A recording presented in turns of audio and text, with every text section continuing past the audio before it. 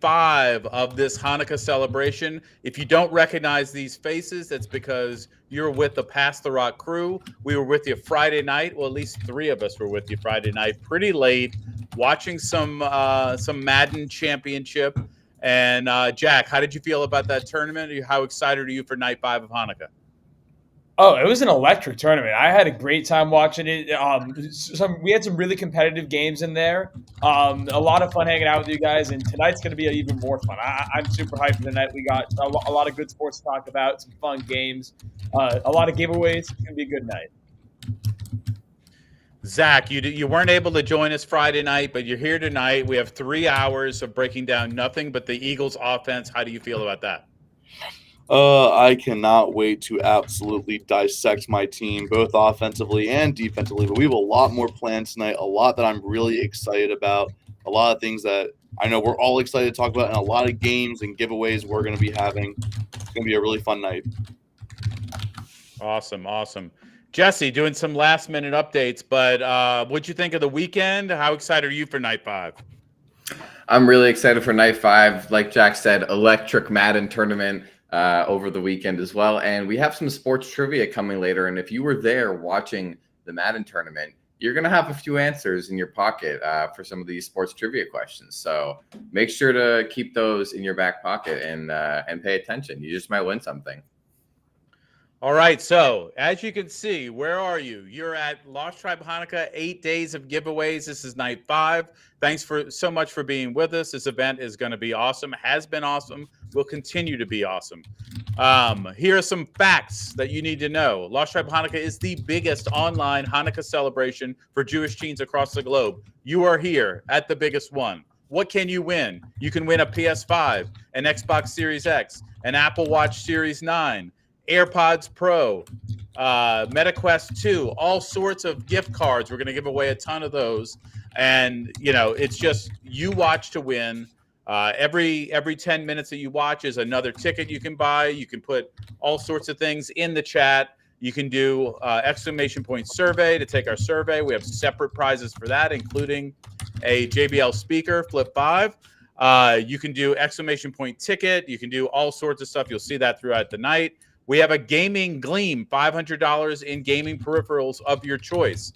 Sports Gleam, $500 gift card for sports tickets or sports gear, whatever you want. So use exclamation survey in the chat to access this year's Hanukkah survey. Jack or Zach, if one of you could type that in the chat just so we get that going, you can see the link there.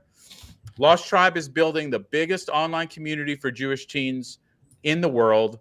If you are someone who is searching for a welcoming, exciting community to be a part of, Lost Tribe is the place for you. We host gaming events every month, thousands of dollars in prizes and giveaways. So check us out on social media, at Lost Tribe on everything. And if you really like what we have to say tonight, we have a few handles at Lost Tribe Sports that are pretty rocking as well. We also want to thank Route 1 for their partnership with us. They have plenty of events for teens as well. They're focused on bringing teens to Israel. They're a big supporter of Lost Tribe. We thank them for being a part of what we're doing. We want to thank Shine a Light.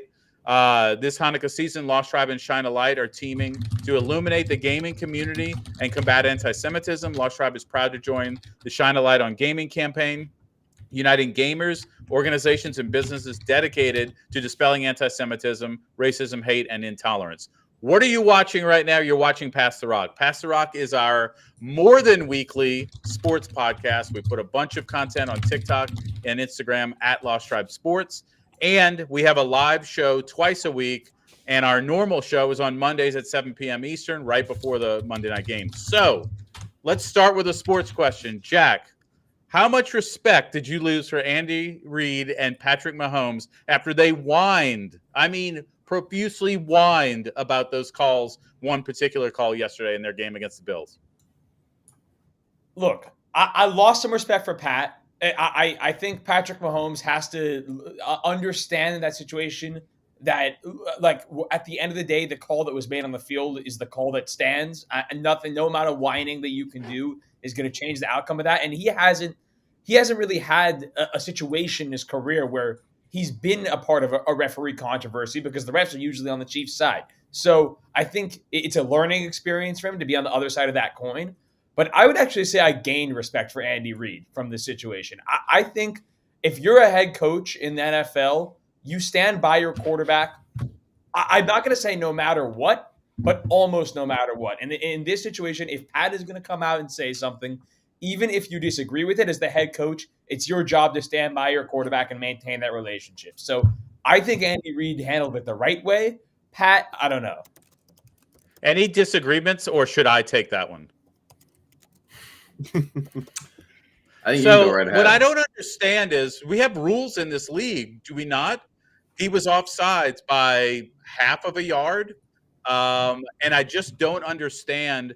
You have to be cognizant of who you are and what happens around you. And if you're the Chiefs, how many calls do you get that benefit you? And let's just say, for the most part, I think refereeing is even. You get, a certain amount of bad calls and some go your way, except for that team. That team gets a lot of benefit of the doubt. There was a call last week where Patrick Mahomes was still in bounds, got hit, and got the 15-yarder. So, at some point, understand who you are, and, you can't complain about that. He was offsides. Also, if you're Patrick Mahomes and you really want to start saying, well, the play was just, Your Honor, the play was so cool that it should count. Or right. Specifically, I had a problem with, he says, at that part of the game, like, let the players play. You shouldn't be ending the game based on a whistle. Does bro remember Super Bowl 57 and how it ended? Exactly. Exactly. Bro completely forgot how the Super Bowl ended, because it's like, if we're going to be, if we're complaining about ticky-tack penalties, I would argue that this offsides was more blatant than the holding that James Bradbury had at the end of that Super Bowl.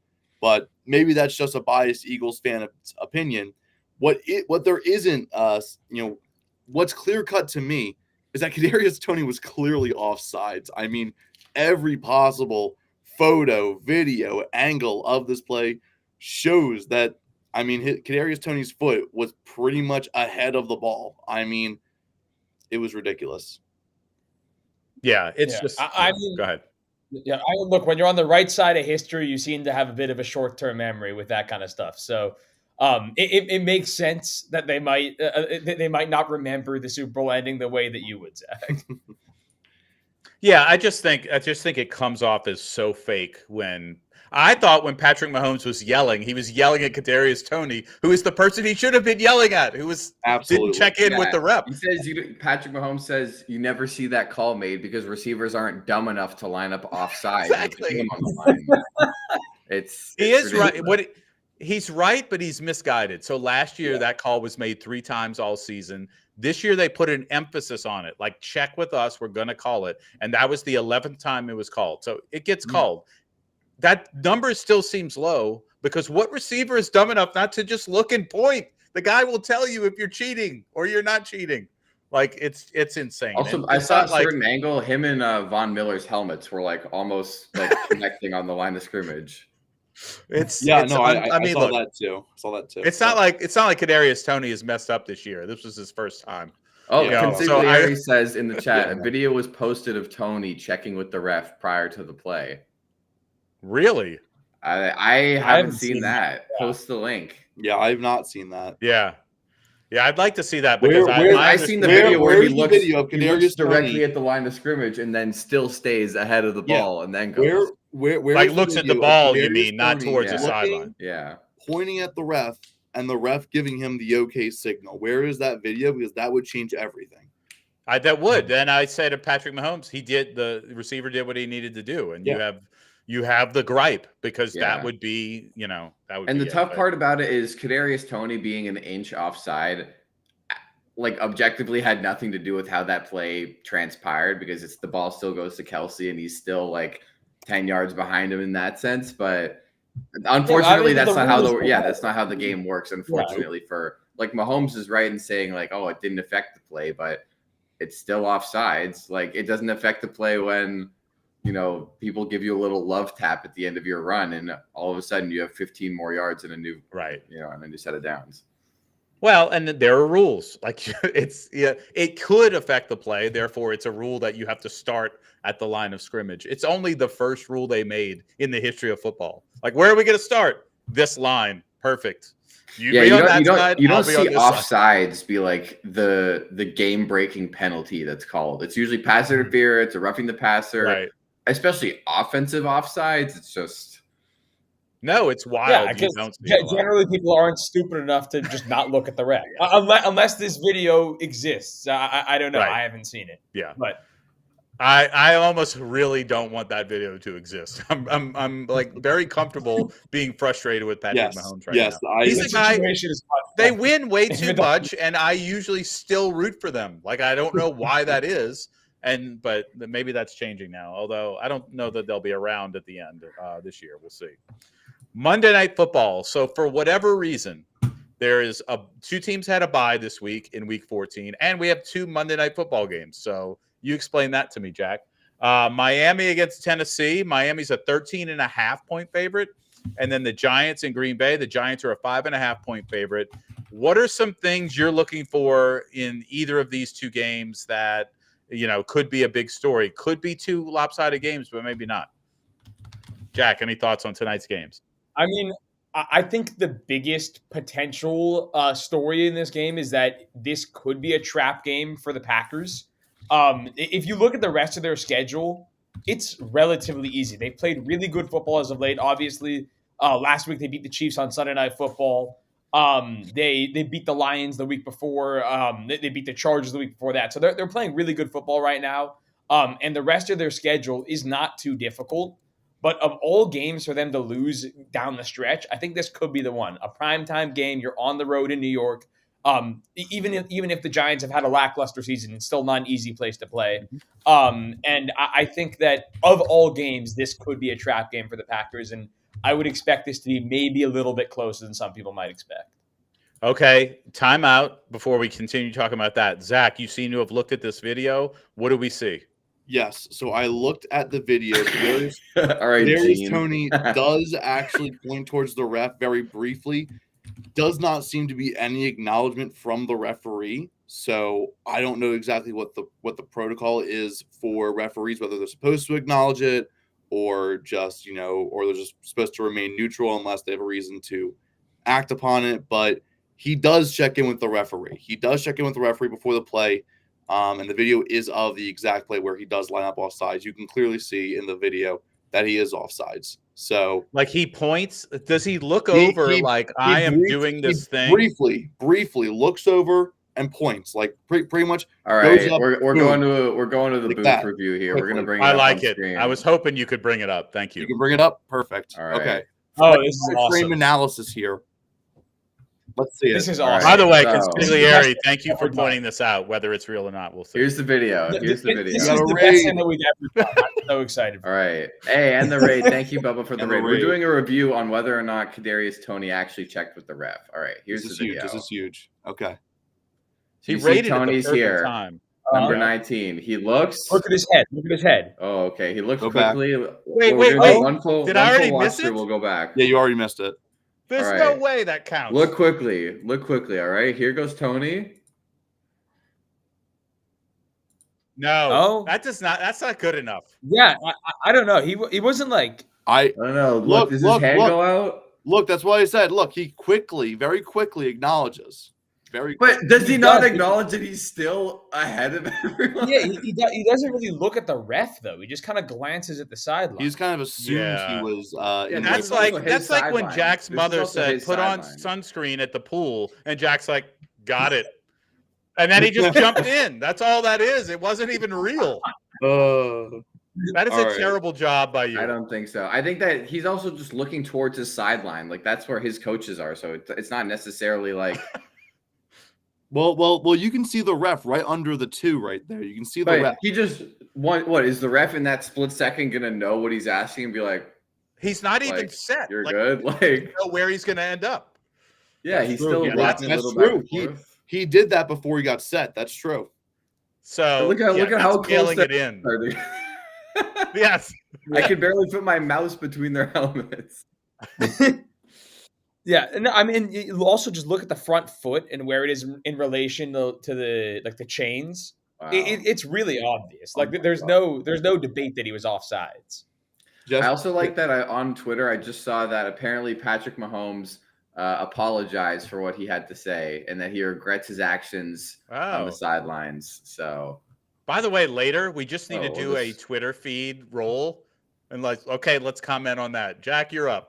Miami Heat posted this highlight. yeah, here it is. I regret the way I acted He's- towards Josh Allen after the game because he had nothing to do with it. I was still hot and emotional, but you can't do that. So he doesn't regret it because it was stupid. He regrets saying Yeah. it to Josh Allen because it wasn't his fault. Yeah, that's unbelievable. Gotta Come love on. Mahomes.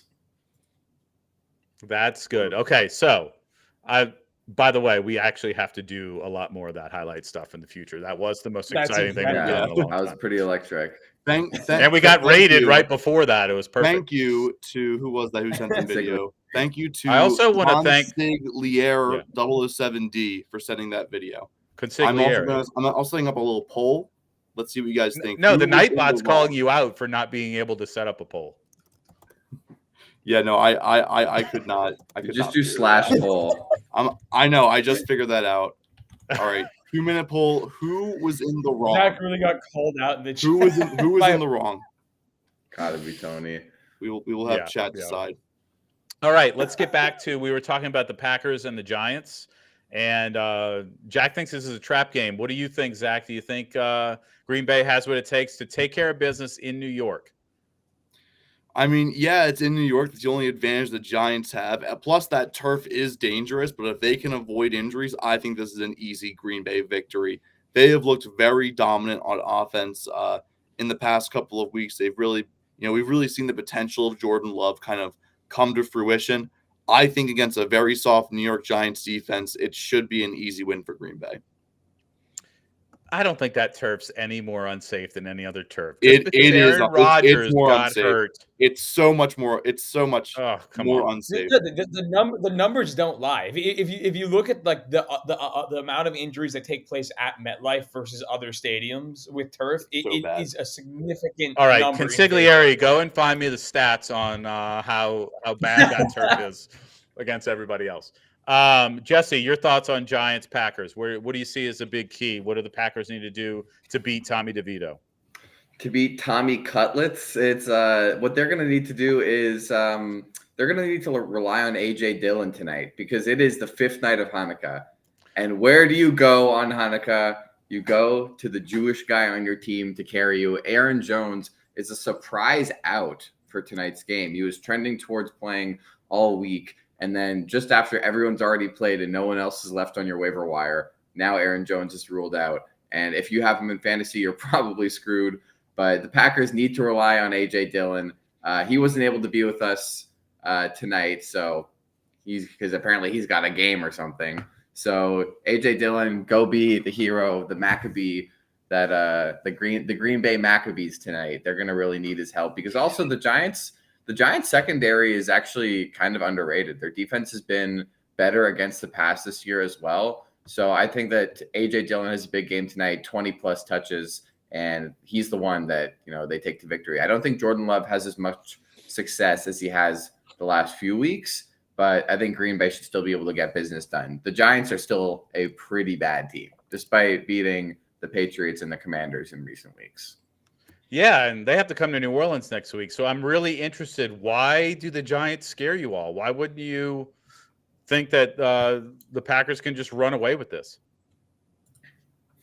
They don't scare me. I mean, because we have to win that game next week. Yeah. Wait, can you say that again? You said, why are the Giants scary? Yeah, everybody seems a little like you're worried about it being a trap game. Well, Zach's worried about the turf. Playing in New York is not easy, but I really it's the defense for them. The Giants' defense has played much better lately. Dexter Lawrence is an outstanding football player. He's a complete game wrecker on that side of the ball. Kayvon Thibodeau started to come into his own a bit too, which is really helpful. And I think that defense can give Jordan Love some issues. And I think the Packers are just rolling right now. I have a hard time seeing them winning all 5 of their next 5 games, though. And I feel like if there is one to lose on the road in New York against a pretty good defensive team, even if their offense might struggle, could be a trap game. I'm not saying they will lose it. I'm saying there's a possibility of losing it. Okay. Put your faith in Cutlets. All right, let's go to the other game. Tennessee, 13.5-point underdogs to Miami in Miami. Yeesh. Does Tennessee have any chance of winning this game? Obviously, we know we've talked about it ad nauseum about how the Dolphins can't beat good teams. I wouldn't put the Tennessee Titans in that list. So, what do you think? Let's start with Zach. Yeah, I mean, looking towards this Miami-Tennessee game, Tennessee's a team that I have consistently been very down on all year long, saying that they are just not a good team. They have proven me absolutely correct. I expect Miami to absolutely dominate. I mean, Tyreek Hill, Jalen Waddle, Tua Tagovailoa, those three. Oh, and and Achane at the running with Raheem Mostert. It's just a star-studded Dolphins offense that's going to be able to flex its might on Monday Night Football. Just show everyone, like, hey, kind of forgot about us for a little bit. Well, here are the Dolphins on national TV in front of everyone to really show how everything goes. Also, we do have stats about MetLife Stadium and its artificial turf surface voted worst in NFL in a player poll. Oh, that's not stats. That's opinions. I want actual opinions cold, from hard the people data. who play on the turf. Right. I'm not saying it's useless. I'm just saying it's close to useless. I wouldn't say close. Okay. I would say it's a pretty reliable way to look at it from the people who actually play on it. Yeah, they play too much. All right. So one thing I want to tell everybody, like my best friend in high school used to say, if you don't know, you better ask somebody. In the fantasy football chat in our Discord, you can get and be part of Podness Picks. All right. It's a weekly thing we do. We tell you to predict something going on in the NFL. You predict it. Whoever predicts it the closest gets a $25 gift card. Tonight, we have two games going on, like we said. We have Miami, Tennessee, and the Giants and the Packers. I need you to pick three wide receivers that aren't named Tyreek Hill, and whoever three have the most receiving yards by the end of the night, you win the prize. So jump in there. Fantasy football, it's another thing that we're giving away. And I'm going to ask Jack, who did you pick and why did you pick him? Well, I picked Jalen Waddle. I feel like that's the easy pick. I feel like if you don't have Jalen Waddle in there, what are you doing? He's by far the best option. Then I got DeAndre Hopkins. Not much consistency this year, but he has explosive potential. So it could very well be one of those days where he just pops off and has a big game. And my third guy was Jaden Reed. He's someone that's just been pretty consistent all year for the Packers. I feel like he's been more consistent than Romeo Doubs has. And if I'm going with the high upside explosion with Hopkins, I've got a more safe option, in my opinion, with Jaden Reed to balance that out. Zach, who's your weirdest underdog receiver that you think could pop off tonight and do something? Oh man, weirdest underdog receiver? I don't know. Like, is it Westbrook Akine? Is it Darius Slayton? Like, what's the not Jalen Waddle, Romeo Doubs, Jaden I don't know. Reed I mean, if we're going, if you're saying that Darius Slayton's an underdog receiver, I wouldn't put him in a complete underdog receiver category. But I would say he's got the best shot out of all the no-name real wide receivers. I'm going with Jalen Waddle, Romeo Doubs, and Jalen Reed. I'm predicting a very big night for Green Bay. So two of the receivers make it on my top three. And then Jalen Waddle is just Jalen Waddle. If he finds the ball, he will easily be the top of all three of those. Yeah, I'm picking Darius Slayton in that case because he's got 32 receptions for 435 yards. So, underdog. All right. Definitely. Georgia Nader, I have no idea what you won. I don't even know what you entered. All right. Reminder. $25 gift card. Every 10 minutes, you watch. You get to gain tickets. We have a huge giveaway at the end of the Hanukkah celebration, PS5, Xbox Series X. The list goes on and on. So make sure you're cashing in those tickets. I know you all like to gamble. You're going to raffle them. You're going to find raffles. You're going to do the roulette, do it all. NFL Sunday, Week 14. Biggest upset of the season. Was it not the Pats over the Steelers? Going to you, Jesse. No, that definitely wasn't, because I was confident the entire way that we were going to win that game. I don't think that was actually an upset at all. I think that the Patriots are a better team than the Pittsburgh Steelers. Even though you guys are 7-6, you couldn't beat the bottom feeder Patriots on a Thursday night. This was not an upset to me. You guys should be upset that you lost that game. However, maybe not, because it's one step closer to you guys firing Mike Tomlin. So maybe that was a W for the Steelers after all. No, the Bears beating the Lions was definitely the biggest upset, I think, of the weekend, and biggest shock, although maybe not, because they almost beat the Lions 2 weeks ago and then just crumbled like the Bears always do, and I think gave up 14 points in the last 90 seconds of the game to lose. They didn't do that this week, and Justin Fields looking kind of money. And I know we actually have a point on here about what you're going to do if you're the Bears going into next season. Did you know that there's a chance that the Bears can make the playoffs and get the number 1 pick next year? There is a small chance, but it's possible. It's not small. Let me tell you why. Because the Patriots won and the Panthers keep losing. So now the Panthers are 2 games back of however that the second. Yeah, they're 1-12 or 1-13, and the next closest was 3-10, I think. Yeah, it's crazy. All right, Jack, over to you. How crazy was the Jets outcome, where we had a 300-yard passing day, and they totally stomped out the Texans? Yeah, I mean, it was definitely surprising. But I do have to say the Texans' injury situation is just a disaster. I mean, you lost Tank Dell last week, and then this week you lose Nico Collins and then CJ Stroud. So when you have that, which has been really, those 3 guys have probably been the core of their success this year. I mean, all 3 of them have been outstanding football players. And losing the 3 of them, it's brutal. And then now you're going up against a great Jets defense. Zach Wilson playing with a chip on his shoulder, kind of balled out, like a little bit, or at least as much as Zach Wilson can ball out. And then that combined with a big day from Garrett Wilson, obviously shut down defense. The Jets have a recipe to win a few games here and there when they run into a team like this that's riddled by injuries. So if you had told me going into the day that both CJ Stroud and Nico Collins would get hurt, and obviously Tank Dell was already out, I would be less surprised. But yeah, definitely just looking at it on a surface level, it's definitely a surprising outcome. All right, Zach, tell me why the Chiefs being beat by the Bills is a actual upset. I mean, I feel like it's definitely a bit of an upset considering the Bills have been very subpar this season. I mean, their record's still right around 500, whereas the Chiefs definitely have more wins than them still. But, I mean, overall, I didn't think it was too much of an upset. Buffalo's still a very difficult team to face at times. They still have shown glimpses of what their potential can be. They've shown that they can be a competitive team in not only the AFC, but just, in the Super Bowl race as well. But, things just have not gone their way this season. I don't think this is a big upset against the Chiefs. I mean, yes, it's an Arrowhead, so that makes it kind of an upset automatically, with that dominant home crowd. But I don't think it was a massive upset. The Bills are still a pretty good team, just not as good as they've used to been. Used to been. I like it. Yeah.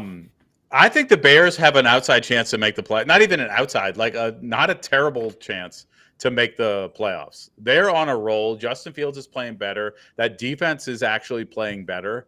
I think if I'm in the NFC and I'm a team like 6-7, or even the Packers at 6-6, you got to stack up wins, because the Bears are only a game back at 5-8. And obviously I don't think they're going to do much in the actual playoffs, but I think Jesse's right. I think they could make the playoffs and have that number 1 overall pick. And if they do, here's one for you, Jesse. If they do make the playoffs and they get the number 1 pick, are they taking a quarterback? No, I think at that point, if they make the playoffs and they get the number 1 pick, they should either trade the number 1 pick again for more assets or take Marvin Harrison Jr. Honestly, you could probably trade down to 3 and take Marvin Harrison Jr. or 2 or 3, depending how high his stock is by the time draft season comes around. But I think if Justin Fields comes back and leads this team to the playoffs, and he's been playing great, even in a lot of the losses lately, I think that the Bears are actually confident that this is now their franchise quarterback. I think at this point, I don't know if they're leaving Bo Nix or Drake May or Caleb Williams or whoever the other dudes are coming out of college. So I think at this point, the last thing that the Bears will do if they make the playoffs is draft a quarterback. Maybe you trade the number 1 to the Chargers for Justin Herbert and call it a day. Jack is stewing in his seat. He can't deal with it. Talk to me. Look, I understand that if they make the playoffs, the decision becomes a lot harder. But if you actually watch Justin Fields play, his flaws are still his flaws. Obviously he's incredibly athletically gifted. He's fast. He's got a good arm. But his issues as far as reading a defense and having a high number of turnover-worthy plays are still present. And I think that when you're entering a draft class, if you have the number 1 pick, even if you make the playoffs, and you have guys like Caleb Williams and Drake May on the board, I don't know how you can look at that situation and be like, well, A, you're resetting the rookie contract by drafting a guy, right? You've got a guy on a rookie deal for 5 years, or 4 years plus a 5th-year option, rather than Justin Fields, who's heading into year 4 next year now?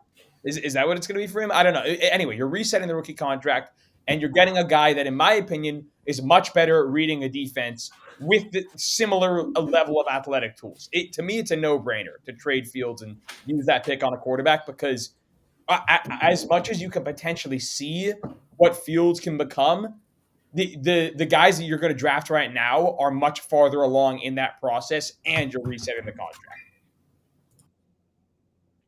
What do you do, Zach? Honestly, if I'm the Bears and you make the playoffs, I like the idea of sticking with Fields. He has to be a big reason of why you make the playoffs. Him playing up to potential would be a big reason for them to make it. I like the idea of just drafting Marvin Harrison. I mean, get the guy that you want at the number 1 pick. Don't risk anything. Yes, you can get future assets, but it feels like Marvin Harrison could be a generational talent of a wide receiver. I think you just go and get him. I mean, get the guy to go along Justin Fields and any other Bears quarterback that may come along later. Just get the weapon for whoever is running that Bears offense.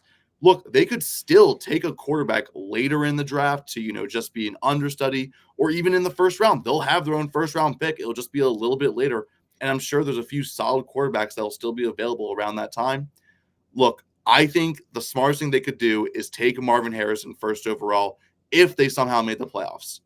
No, that's the difference, though, is that if you take a quarterback later in the draft, that's when you're getting into the range. So mad, dude. He's so mad. That's when you're getting into the range of guys that may not be better than Justin Fields. So mad, dude. So there's no point in drafting a quarterback where you're not getting someone better than Fields. Use the first pick on a guy that will be better. I'm just saying, if the Bears somehow make the playoffs, it's going to be because of Justin Fields.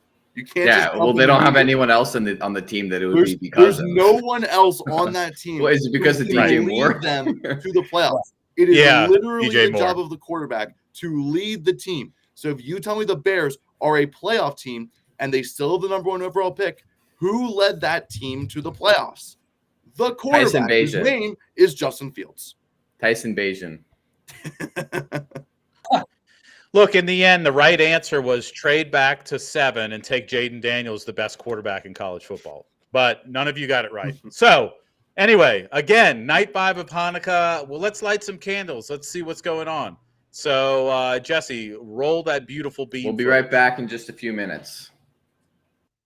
Hello, Lost Tribe members. How are you? I'm so excited and happy for the opportunity to light up my Hanukkah with you guys this year. As you can see, I'm all alone here, sadly, but it also means that I can shine brighter and also have a whole lot of zufganiyot just for myself. I got all of these for you guys so you can share it with me after we light up the Hanukkah. Okay, hopefully my gaming room won't be caught on fire today. So with the power of this candle, I hope and wish for everybody, for all the Jews everywhere in the world, and from here, from Israel, that we will get to see a Hanukkah miracle this year. So I really wish for everyone happy Hanukkah, and let's light it up. Baruch atah Adonai, Eloheinu melech haolam, אשר קידשנו במצוותיו וציוונו להדליק נר של חנוכה. This is exciting. I haven't done this ever since I was a child. 2, 3, one last one, 4. There we go. Okay, so in my family we also do a little song with it, so sing with me.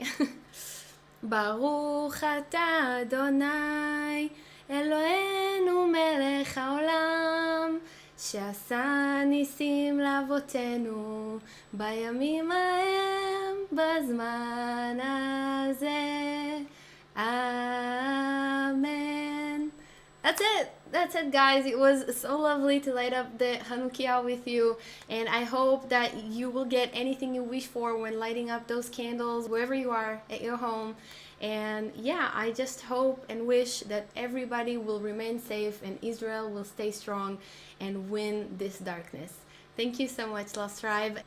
Cheers. Lost Tribe family, we just wanted to wish you a Hanukkah Sameach all the way here from Israel. It's such a complicated time, but hopefully these lights will continue to inspire us to be Jewish activists, to be proud of our Judaism.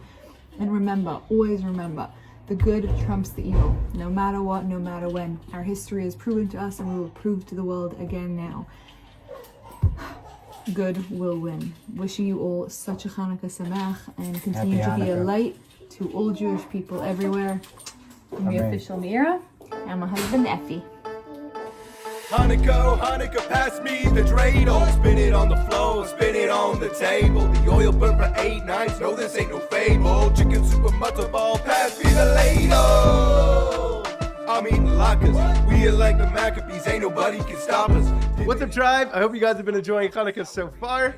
If you do !survey and fill out our 1-minute survey, you'll be entered for your chance to win one of 4 $25 gift cards and 1 JBL speaker. So if you haven't done so already, fill that out. Now let's get back to the action. And we are back to the that song. I don't know, what's funny is because it's Hanukkah, I never did play the Pass the Rock song at the beginning, which is unfortunate for me. But what song is better, the Pass the Rock song or the Hanukkah song, Zach? Don't do that. Don't even come do that. on. Oh, come on. I mean, I gotta go with the classic. Bump, bump, bump, bump, bump, bump, bump, bump, bump, bump. I mean, come on. It's easy. Too easy. Or is it option C? Is it the breaking news song? Oh, that's my all-time favorite. Dude, that's We a don't use that banger. nearly enough. Well, we should have broke the news. Don't make me. We should have done breaking news when the video of Kadarius Toney came in from Twitter, but I'm sorry, from X. But let's think about that. Look, there's got to be something Zach, go on X and just find the most random news. We'll call it breaking news. That way we get to Okay, I'll go on X. All right. And while you're looking at that, let's wait, talk this about... just in.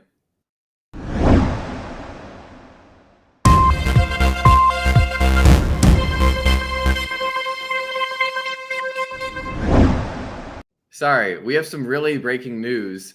If you haven't already, you should go enter our Gleam giveaway. We're giving away $500 to either sports jerseys or sports tickets of whatever you want. So go enter the Gleam giveaway as well. I know you thought between the watch to win and the gift cards and all this that was all of the giveaways that were going on. You thought wrong. Go check out the Gleam, !Gleam in the chat, GLEAM. You can follow us. You can check out our socials, and all of those things will enter you into the giveaway. I thought that was breaking news because we hadn't talked about it yet. That definitely is breaking news. That definitely is breaking news. You can also listen to all of Zach's old bad takes if you check out our podcast feed. Yes, Jesse, if you want to play that one more time, I did find something that we could share. What's that?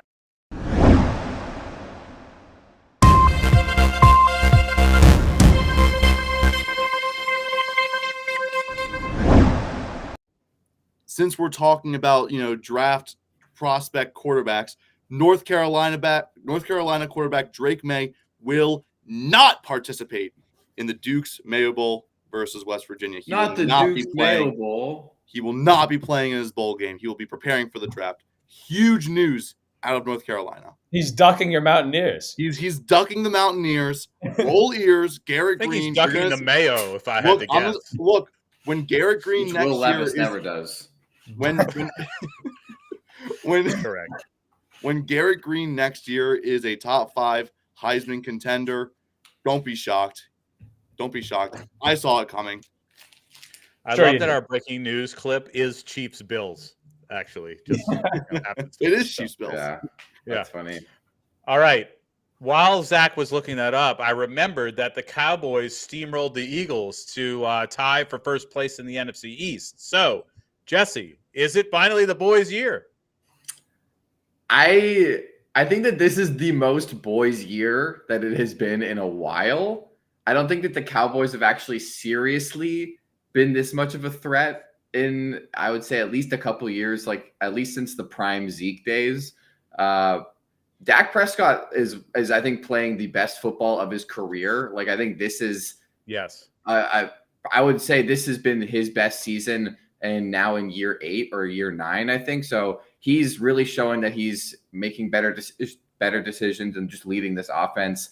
Their offense is as good as it gets. I mean, they're scoring I think they're scoring almost 40 points per game in their last 5 games or something ridiculous. Not to mention their defense is absolutely suffocating, even without Trayvon Diggs. Stephon Gilmore has shown that he can be the true alpha number 1 corner on any team, just like he used to for my New England Patriots. Very sad.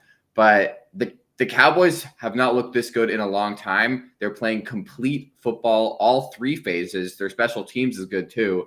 The defense was just unbelievable, forcing 3 fumbles on the Eagles last night. And in terms of, is it the Cowboys' year? I just think they're as good as anybody in the league right now. They have tied for the best record at 10-3. And aside from the Niners game, it's been a near flawless season. Also the Cardinals game. But aside from that Niners game, they haven't looked bad in a really long time. And this team is absolutely rolling.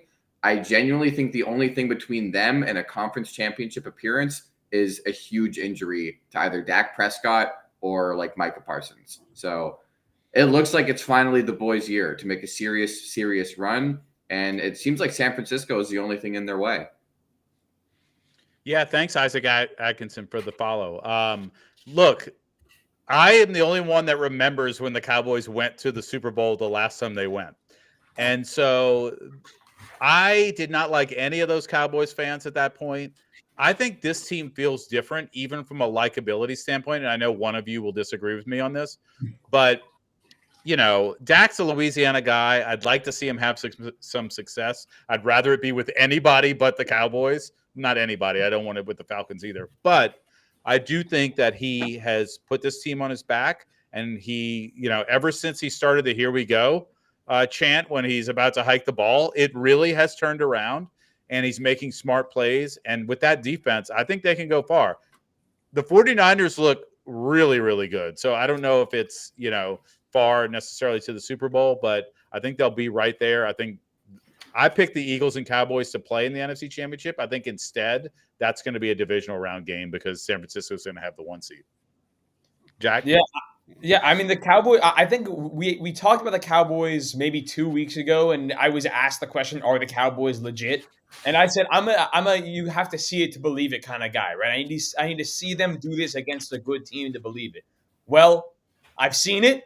And now I believe it. I'm here. I'm on board. I mean, they've looked great. They looked great against the Eagles. The offense is incredible. Dak Prescott is playing the best football of his career, quite frankly, right now. CeeDee Lamb is one of the top 5 receivers in the NFL at a minimum this year. And that defense is outstanding. Dan Quinn is going to be a head coach again after this year. He's earned it. He's got an incredible group of guys. Micah Parsons has to be in the deep one conversation. The emergence of Deron Bland, even though he got exposed last week, he played much better this week against the Eagles. This Cowboys team really, I don't know if I should go as far as saying they're special, but what they've done over the last few weeks feels like the beginnings of something special. And this is the kind of team that feels like they can make a run. All right, Zach, I know you're a storied Eagles fan, so I'm going to ask that you keep this analysis professional. I'm going to ask that you keep it real and not with your heart, but with your head. Your thoughts on the Cowboys' chances to get to the NFC Championship game?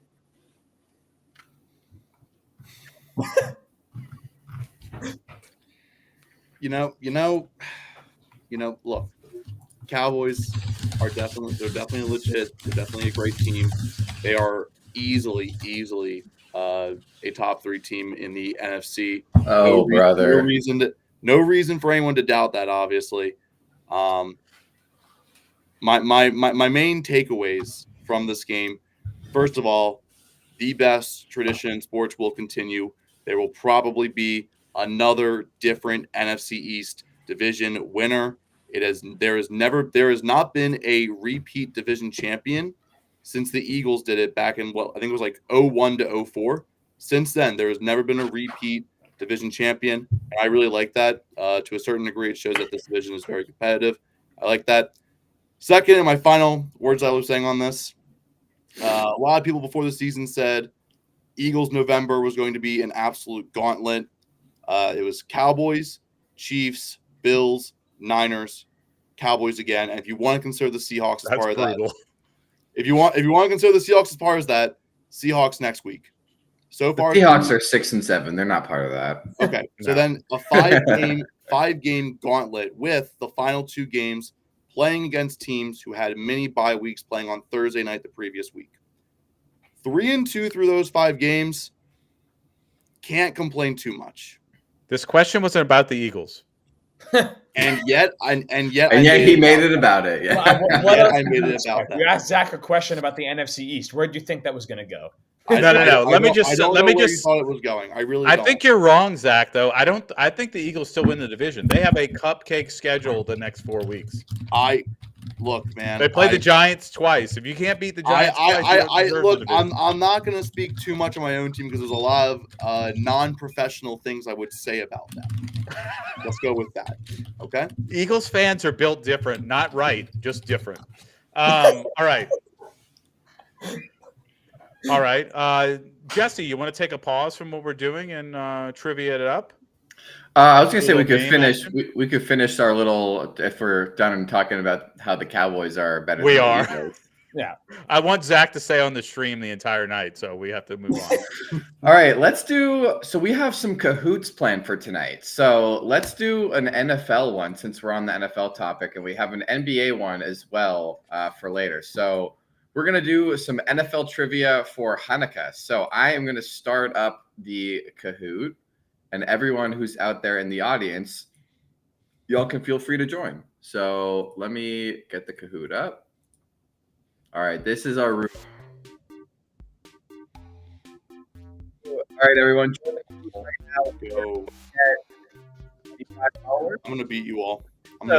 Are we allowed to join? I'm going to dominate this thing. You guys I'm can joining. join, but I'm joining. we'll see who wins. All right, everyone, join the Kahoot right now. Winner gets $25. This is an NFL sports themed Kahoot, so make sure you join up. Even if you don't know sports, you probably have a decent chance of getting a lot of them right. So if you're in the chat right now, make sure you join the Kahoot. We'd love to see us fill in some names here.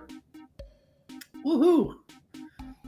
All right, keep joining sports. Yeah, this is going to be NFL football. So if you guys know your football, you'll have a pretty good shot at winning $25 here in this here round. So we're gonna wait. I'll wait a few more minutes a minute for people to get in. My character looks awesome.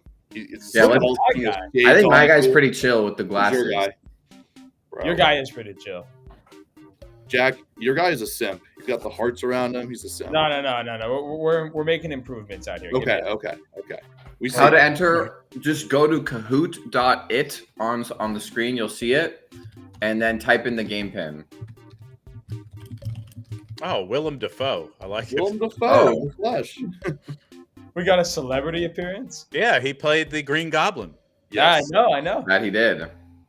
All right, join up. I'll leave it open for another 30 seconds or so. If you're in the chat, just go to kahoot.it and then join the chat there, and you can and type in 776-6885. You're going to have to be really good to win this. We got quite a group. And Yeah. Jack and Jesse and Zach are ineligible. All right, we ready to start? Much Anybody like last Tony. Last chance for anyone in the whoever's chat to fourth join. Place, whoever's in fourth place will get it then. All right, I'm going to start it in 10 seconds. Last chance for anyone in My the chat money's to on join. the chat to win, not one of you. I don't know, chat. I don't know. Jesse Chat's wrote good the enough. questions, but Yeah. Jesse wrote the questions. All right, here we go.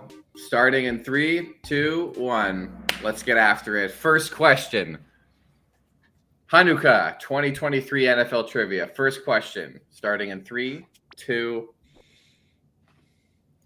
Who was the first wide receiver since 2009 to win the Super Bowl MVP award? Got a lot of good names on here, but one who is among a better category. Not all have won a Super Bowl. And bang, it is Jules, Sir Julian Edelman, back in 2016 over, or actually, no, I think he got the 2018 Super Bowl.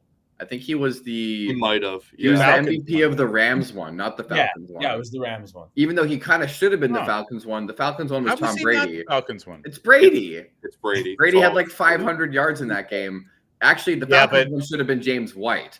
That is 100% right. On The Wisconsin. Rams. Oh yeah, the Rams one was Jules because there was no one who scored in that game, and he had like 140 yards. All right, we're gonna go to our next question here. 10 people got that one right.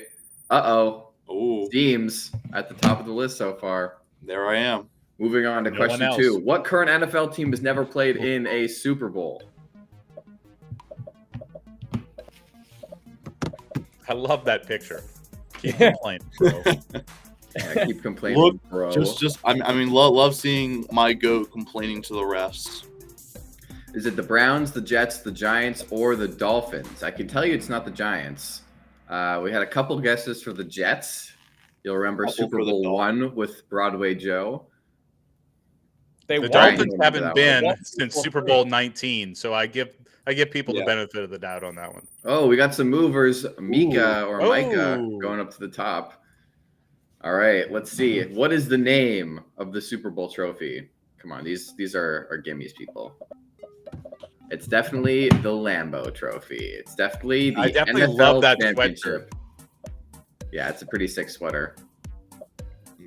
That is pretty sick. I mean, of course, Patriots fan makes it. Puts Robert Kraft. That's what. It's Yep, not That's as what I nice get. as, your Wicked Winners shirt.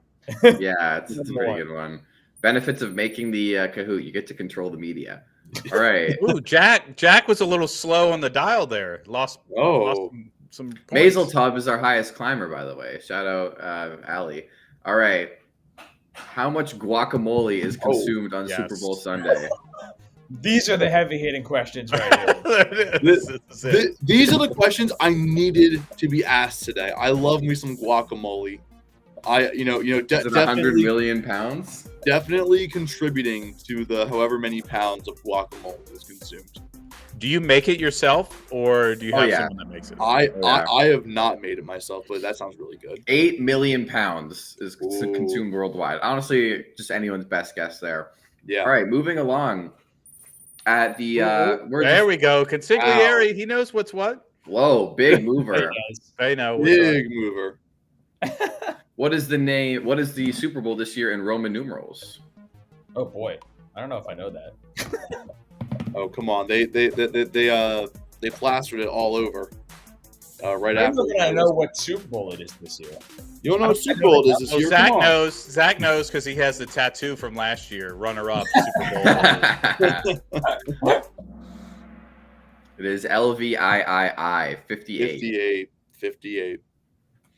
All right, moving You on. A know, lot of y'all Castle got Rock that needs to correct. go to the Super Bowl next year when it's in New Orleans. LVIX. Just saying. Consigliere moving up. All right. What is the most popular Super Bowl party snack food? Not a big And deal. it could be guacamole and chips, based on the I 8 mean, million pounds that are consumed. Definitely yearly. feels like chicken wings to me. Yeah, I feel like if you're not doing wings, you're not doing it right. Exactly. It's got to It is latkes is the actual correct answer. be. Yep, chicken wings. And I'm just surprised anyone voted for spinach artichoke dip. Yeah, it's I hard don't to- want to hear hate on spinach and artichoke dip. It is Okay, I but agree. in the same Oh, whoa, whoa, room, whoa. in We're the not same hating room on it. as We're chicken saying wings, it's not a pizza, Super and Bowl. guac. No. You don't have to choose one. You can choose Yeah. them all. Yeah. give me all of the Jeez. above. What kind of parties are y'all going to where you have to choose one snack? All right. Nope, this is sir, the you most chose popular, chicken wings. sir. Oh, and look who's in the top. top 5. Well, if you're going to keep One, asking baby, snack number questions, one. All right, true or false? Mac Jones had more passing yards than Kyler Murray in suck it away. 2022. This If is this a were 2023, way more nuanced than you would think. Yeah. Definitely more nuanced, but Because like Kyler missed time. But That Mac he is did. terrible.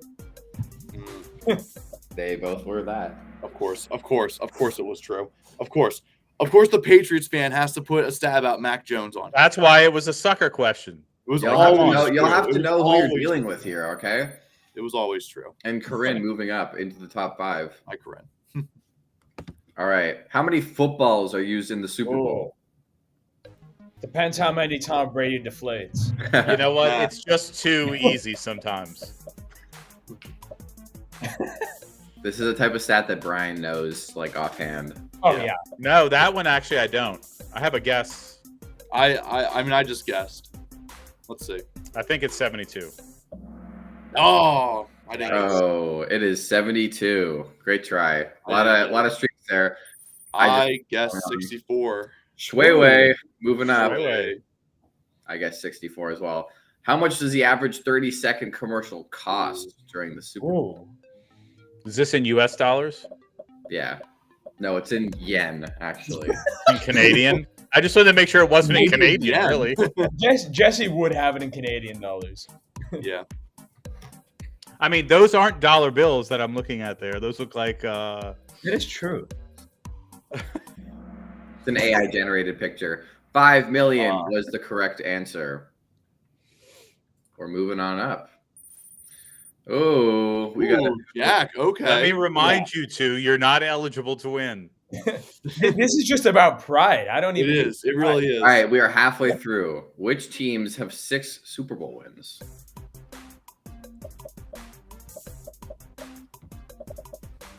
Did I Can you, may more- have can you misclicked. answer more than one?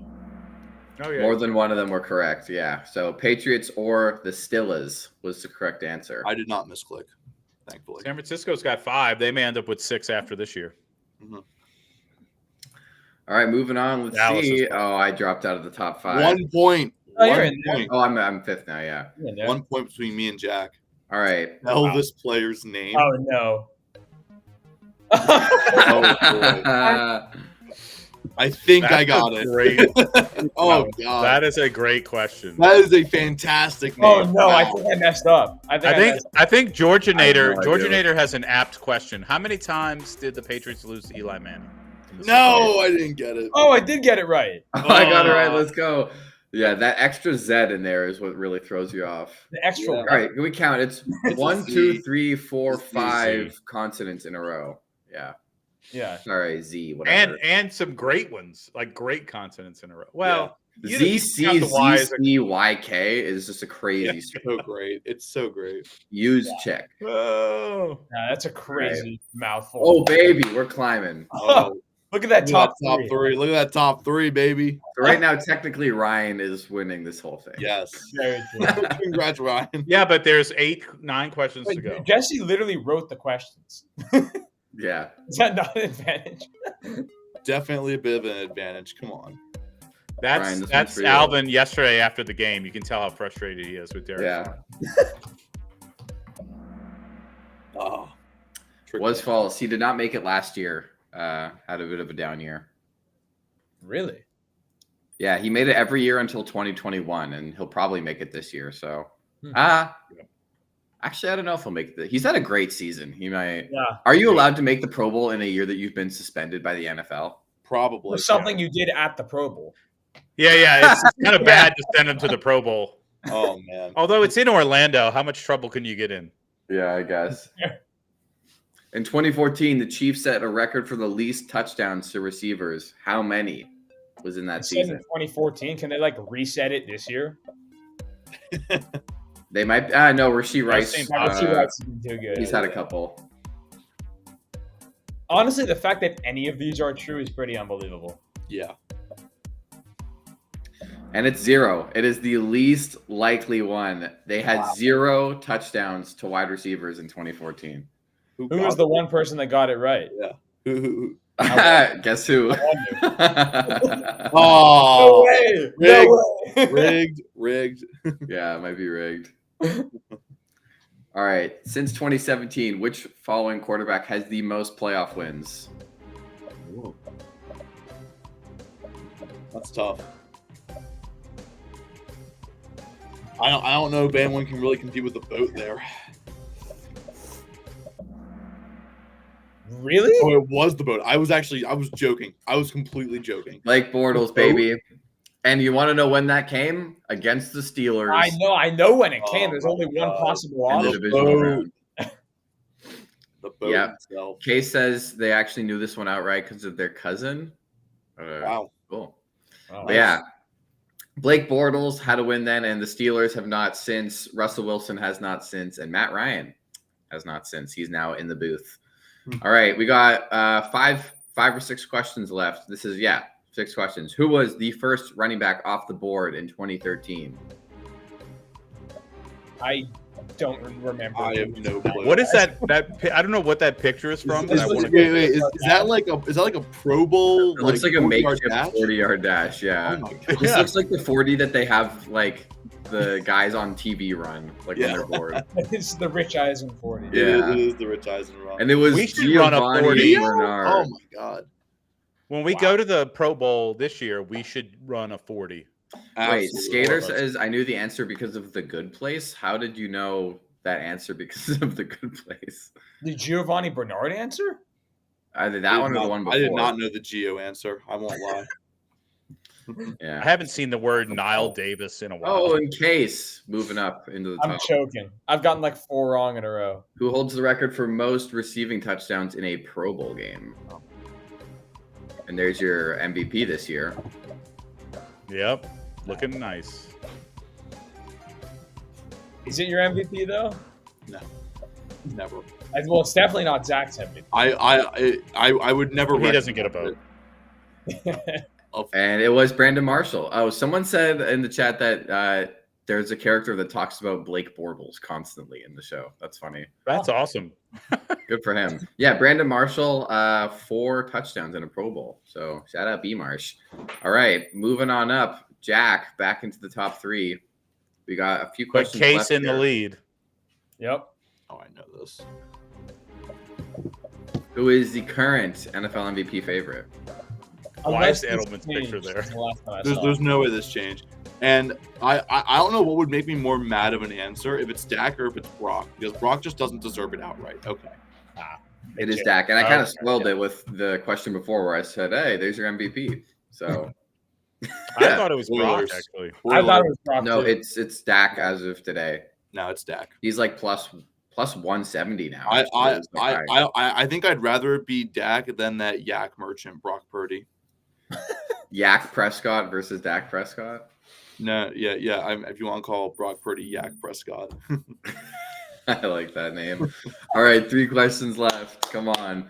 Who won back-to-back Patriots? Oh, Back-to-back come Super on. Bowls Oh, I with the know Pats that, and yeah. Eagles? Giving me a freebie. Give me a freebie. Well, it wasn't meant for you, wise Too guy. bad. All right. Little This freebie. one's a classic NFL fun. Yeah, fact. if you Nelson watched our Aguilar. show It is. last week, Yeah, we talked about this guy. Yep. This is a great NFL fun fact. That's who I'm trying to appeal to. Anybody who watches PTR. Shout out to that. all of those players, though. Love all of them except for Aguilar. Actually, all of them but Aguilar.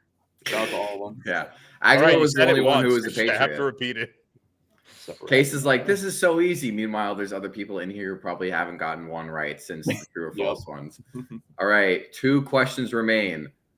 Which NFL wide receiver had 7 touchdowns across the 2 playoff games during the LT Hanukkah Madden Invitational? This makes me so happy that this is the question. Oh And my that it God. happened on Sunday for real. Mazel Tov I might can't know this believe one. That happened. And it is Xavier Oh my Gibson. God. Oh. The goat Bang. Xavier Gibson. No, Xavier that's on Gibson. me for not being there. Of course, I was going to get that wrong. That's crazy. It was unbelievable. Like it just wouldn't stop. Yeah, he was. And And then to he be scored. fair, and we the made a fact that he rule, scored. Yeah, This you weekend. couldn't use certain teams, so the Jets Okay. got used. If you were there, you would have known that the Eagles and the Cowboys both got outlawed after the first round, and the Bills. And the Bills. And All the 3 of Bills. them. Yeah, that's why this was a bit of a trick question for anyone who was actually there. All right. All right, and our last question. I leave it to you. Which NFL team was used by the winner of the Madden tournament in the Oh. championship round? That is such a goofy picture. You know what's That funny is is a very goofy photo. Well, I mean, you also just spoiled that 2 of those options can't be right. Well, then I narrowed it down. You did narrow it down. You got a 50-50 chance. Those Jets are pretty good. Bengals. Bengals. It was the Cincinnati Bengals. So let's see who our finalists are. I will take my 5th place. Coming in at 3rd, Case. Yeah. Coming in at 2nd, Jack. And coming in at number 1. Oh, the guy who makes it, of course, wins it. What a loser. No way. That means Case wins. Yes. That means that Case wins. Subs. GG's. Do we want the NBA one now too then? Just screw it and do both? Sure. Yeah, we can. Yeah, we could do it. All right, let me open the NBA one then. That was a lot of fun. Yeah. All right. Gotta love Jesse winning his own game. Of course. Shut up. That was a $25 gift card, Jesse. Thanks, Lenny. Yeah, $25 gift card. Woohoo! That was fun. All right, we got NBA trivia now. So these are all basketball related. Yeah, you can play the NBA Yes, one too. everybody Case. can play. Yes. Everyone join. Maybe Everyone except for Jesse can play. How about that? Maybe we shouldn't play in it so we could see other names on the list. Just a thought. God, Jesse. Should have gone with un-Jesse. All right, everyone, join up for the next minute or so. I've got a cat that's running around acting all crazy. Romeo. Oh, Willem's back. Love the cat. I really want my guy Willem Dafoe to win out here. Willem Dafoe, baby. Jake Layman is also an incredible name. Oh my god. All right, you know what? Everyone join with the name of the most obscure NBA player you can think Please, of. Oh, yes. Join with your favorite obscure NBA player. You know what? Maybe I'll have to go and Yeah, I have to quit and rejoin just for this purpose. I might have to quit and rejoin real quick. Get a If good. no one picks Dan Dickau, I'm out. I mean, come on. Speaking of NBA, we have NBA action tonight. Yep. Robert Sacre. Aaron Gray. Who's the Raptors fan who chose Aaron Gray? Oh man. Oh my god. Ryan Oh. Scalabrine. Scalabrine doesn't fit. That's so terrible. All right, I'm going to give everyone another 10, 20 seconds to join, and then we're going to get started. Wait, hold on. Right, Quan. I'm getting mine. All right, there we go. That's mine. Sergio Rodriguez. God, sham God. That is great. Haha, Clinton Dix, classic. Not an NBA player, but All we'll right. take it. It's good enough. We're starting in 10, Haha's a legend. 9, 8, 7, 6, 5, 4, 3, 2, 1. We are starting. Let's go. Let's go Sergio Rodriguez. Jack, who's your obscure player? Robert Sacre. Nice. All right, NBA Hanukkah hoot. Let's get into it.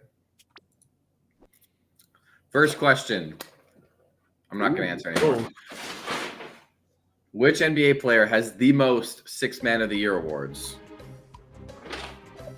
The multi-select. That's interesting. Hey, be quiet. Cat's doing cat things. Sounds like the cat is having an absolute field day over there. There's a brown paper bag that he thinks is like his nemesis or something. Bro's evil. All right, yeah. Jamal Crawford and Lou Williams tied for the most.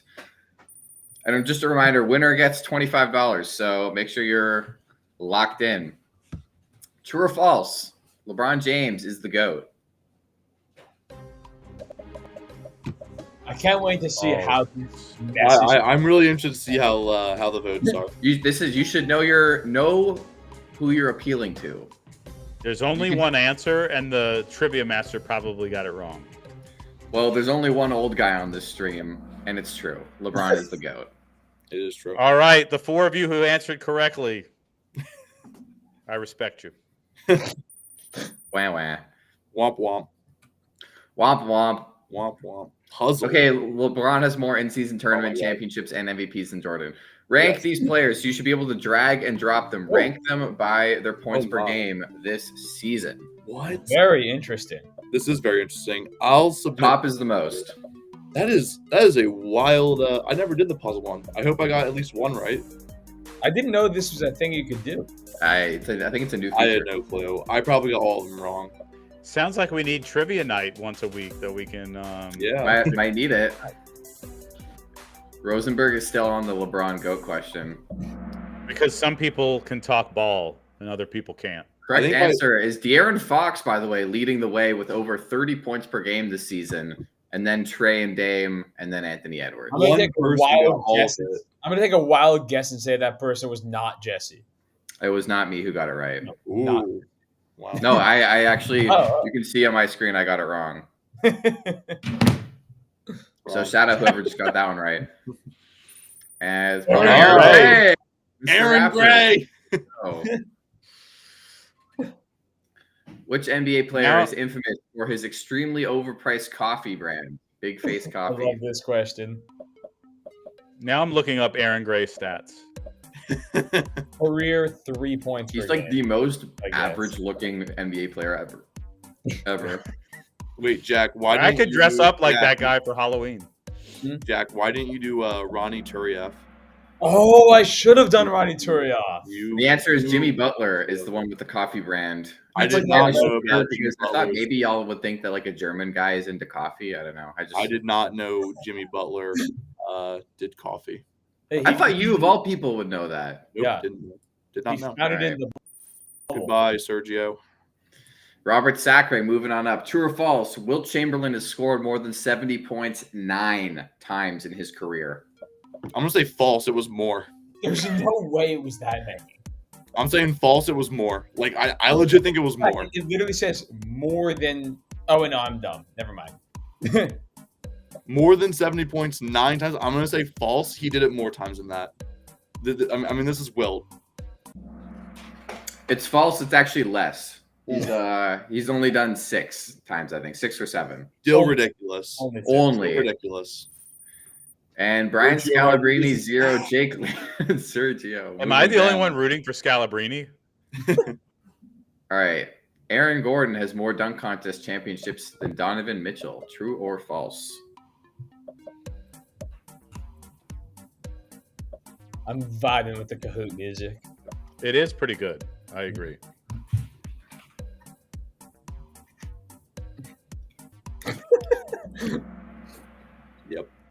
He should have more. He It's should false. have more. He does not have more because he has 0. He Yep. never actually won Aaron, a dunk. Aaron Gordon arguably should have more than Donovan Mitchell. That was a terribly worded question. Dang. Well, sucks. You already won one of those in case, so it's okay. All right, going on to question number 7. Spell this Oh, player's Oh, name. no. Is it Giannis? Is it Giannis? Giannis Antetokounmpo. Yeah, it is. It gives you the Oh, it vocal reads it prompt to you. too. By the way, early leader in the clubhouse for receiving yards, Jaden Reed, 1 catch, 5 yards. Woohoo! Let's go. I need Raheem Mostert to get 3 fantasy points, and I make the playoffs. If he doesn't, I lose and I'm out. So Oh, I'm just Three, hoping huh? on it. All right, y'all. Hey, most of y'all got it correct. Let's go. Giannis Antetokounmpo. There's a lot of letters in that name. Basically, the more letters, the more likely you are to get it right. Yeah. I just copied his name and deleted 1 letter in different places for that one. So, all right, who does Garrett Temple? Yes. It's so good. Garrett Temple, the legend. I can name his last 2 teams. Yep. You want a cookie? All right. So when's wouldn't be the terrible. where is or who does Ish Smith play for? When's that question? Unfortunately, he is not on here. L. And it is the Toronto Raptors. Shocker. Again, who's the judge? You guys should know this. You literally got that wrong like 2 weeks ago. Yeah, well, it's 2 weeks ago. Who was the first ever in-season tournament MVP? This is just to see if y'all are keeping up with basketball. Name all Ish Smith teams. I love that. Oh, you got a little lazy with the honest answer. Well, no, I put that there because I didn't want to spell out his whole last name in case that question came before Yeah. I spell the player's name once. Random So I word. actually wasn't lazy. I preconceived that idea. So More in-season tournament MVPs than Jordan. it Clearly was the GOAT. LeBron James. Clearly the good. All right. That is such a Halfway bad there. Which of these players has not worn the number 0?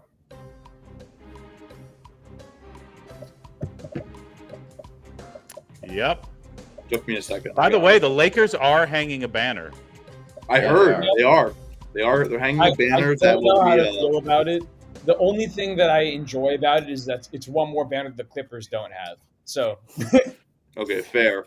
That they I have do to like hide. that. I do like that it's going to be different, where they just update it whenever they win the in-season tournament and not have like a separate banner. I like that. All right, and Glorious King Herb Jones is the answer, who did not wear number 0. He wears number 5 for Not on Brian's Herb. guy. Very cool. Yep. Not on Herb. He's See, right I there. think you like him. You like him just as much as I do at this point. I think more, man. I think more because I don't like him just because I'm from New Orleans. I just truly appreciate his game. He is 13th Big in Herb Jones fantasy guy. this year because he Wow. just fills it all. 13th, what overall? Yeah, and And Yahoo. like, wow, that's nuts. he's been really, really good in my like categories league. He's like an absolute beast, and he's playing tonight, and he already has a point. Wow.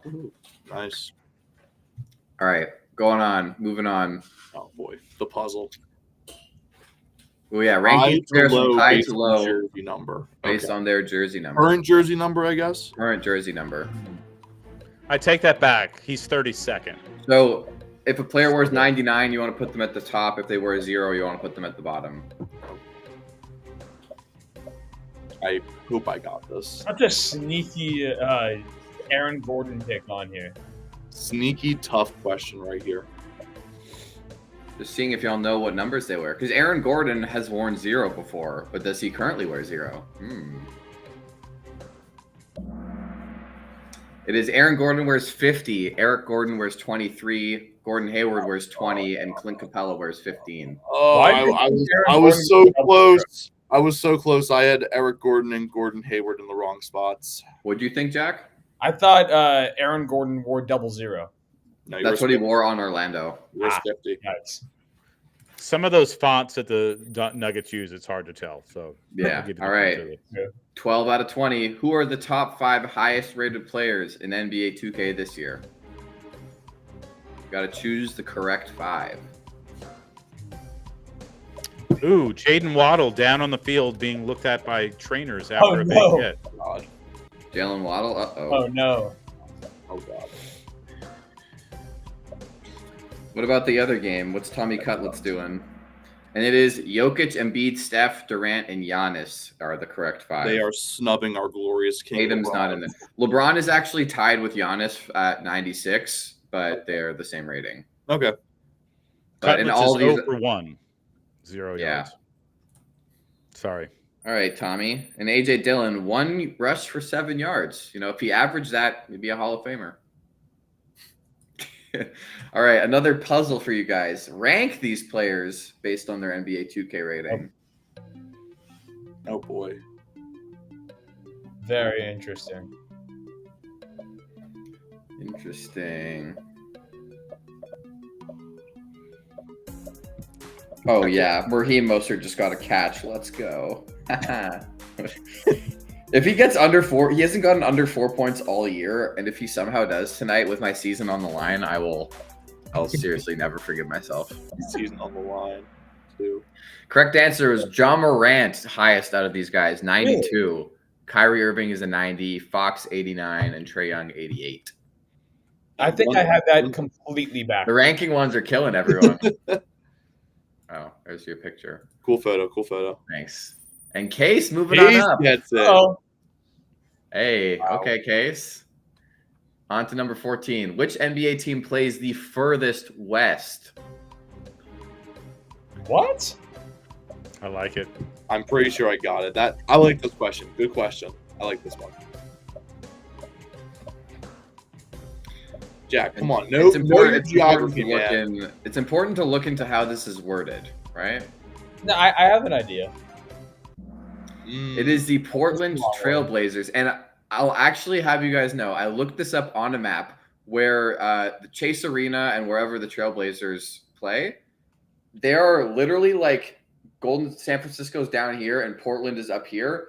They're like that in terms of how westbound they are, latitude-wise. and Portland is like a half an inch more west, where their arena is than Golden State. So That's crazy. That's yeah, a crazy it stat. was super close. Skater says, I'm surprised I've maintained 17th this whole time.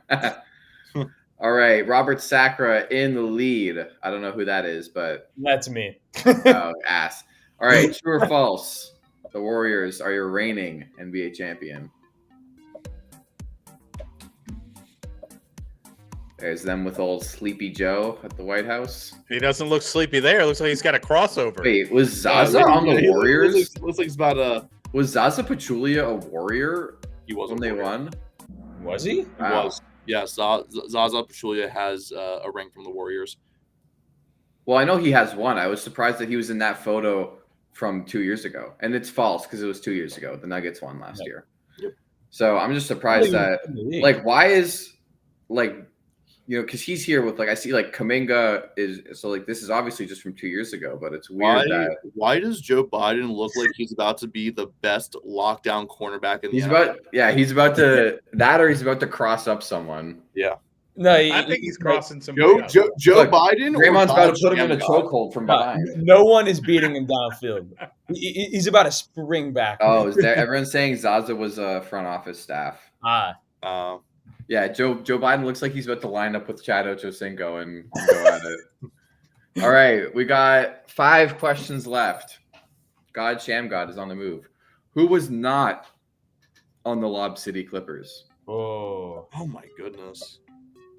oh, By Lob City, the word Hedu Turkaloo. we were talking about the 2013-14 Clippers specifically. Yeah. Because that is what's considered as Lob City. All of these guys were on the Clippers at one point. It is Eric Gordon, who was traded in 2011 to, who was he traded He was to? unhappily, he was very unhappily a New Orleans Pelican. Yes, he was. Actually, he was a New He Orleans was a New Orleans Hornet. I was going to correct you. Good job. he was in the Chris Paul trade, right? He I think. was. He Right. was in the That's- football trade. He was the Yep. Lob City Yeah. Clippers. Yep. All right, Aaron Gray moving on up. It's getting close. All right, in 2011, LeBron James considered playing football. Who offered him a tryout? I know this one. And there's a Yeah, picture of him with good old Bobby K, Of course. And Chris Rock. Chris randomly. Rock, and Common in the background. That is a crazy combination of individuals. Average Kraft draft pick. Kraft is like, I'm lost. Can you help me get where I need they would to get? pick. They would pick LeBron and then convert him to an O lineman. Is what the Patriots would do. Yeah, it is the Dallas Cowboys. Is correct. So imagine that. Dak throwing a LeBron. All right, Sergio Rodriguez back in the game. Welcome back. I've been in the game.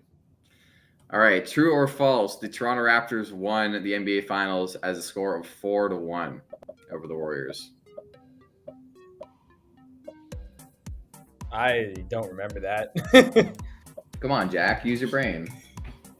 Skill It is issue. false. Skill issue. 4-2. Who in the chat can tell me? It is 4-2. Yeah, 4-2. Yeah, they would have won 4-1 if Kyle Lowry didn't hit the side of the backboard on in Game 5. Actually, Draymond blocked it. So, all right, Aaron Gray. Shout out Aaron Gray moving up. Aaron Gray. All right, James Harden led the NBA in points per game in 2018. He scored more than 35 a game that season. True or false? Who said all the true or false have been false so far? I feel like Harden got like 33 points a game. So maybe that's just You're watching your tendencies in trivia. They're studying film. studying your film. Well, I've been watching film too. It's true. Wow. He averaged 36 a game in 2018. That's insane. Yeah, All useless. unreal. All right, we got one final question. This one is for all the marbles because Robert Sacre does not count. So let's see who comes out on top. 20 out of 20. Which team did Steph Curry hit this shot against? You got to I listen. do have a timeout. Decide not to use it. Curry way downtown. Bang. Bang. Oh, what a shot from Curry. Bang! Bang! Isn't that an amazing feature? Who was that shot against? That's electric. That was electric. Oklahoma City Thunder. They do have a timeout. Bang! And that was Oh, what a shot! against the Thunder in Game 6 of the Thunder blowing 3-1. Wow, everyone spam Hanukkah for a gift card apparently. Ooh, Chat. W gift card. Let's see the NBA Hanukkah Hoot podium. In third, we've got Jake Lehman. That Yes. Jake Lehman's our winner because I am Sergio Rodriguez. Hey, Yep. who is and number one, Robert Sacre. No way. Who is So Jake who is Lehman? Jake Lehman? Because I don't know who Who's that Jake is. Lehman? Brian in fourth too. Whoever was Jake Lehman in the chat, please let us know. Please let us know who Jake Lehman was. There's Jake Micah Lehman. Kiwi. Micah. Yeah, Jake Lehman. Woo! All right, congratulations, Micah. We're going to be right back after this short break to light some more candles. That was a lot of fun, though. So we'll be right back in just a few minutes. Hello Lost Tribe members, how are you? I'm so excited and happy for the opportunity to light up my Hanukkah with you guys this year. As you can see, I'm all alone here sadly, but it also means that I can shine brighter and also have a whole lot of zufganiyot just for myself. I got all of these for you guys so you can share it with me after we light up the Hanukkah. Okay, hopefully my gaming room won't be caught on fire today. So with the power of this candle, I hope and wish for everybody, for all the Jews everywhere in the world and from here, from Israel, that we will get to see a Hanukkah miracle this year. So I really wish for everyone happy Hanukkah and let's light it up.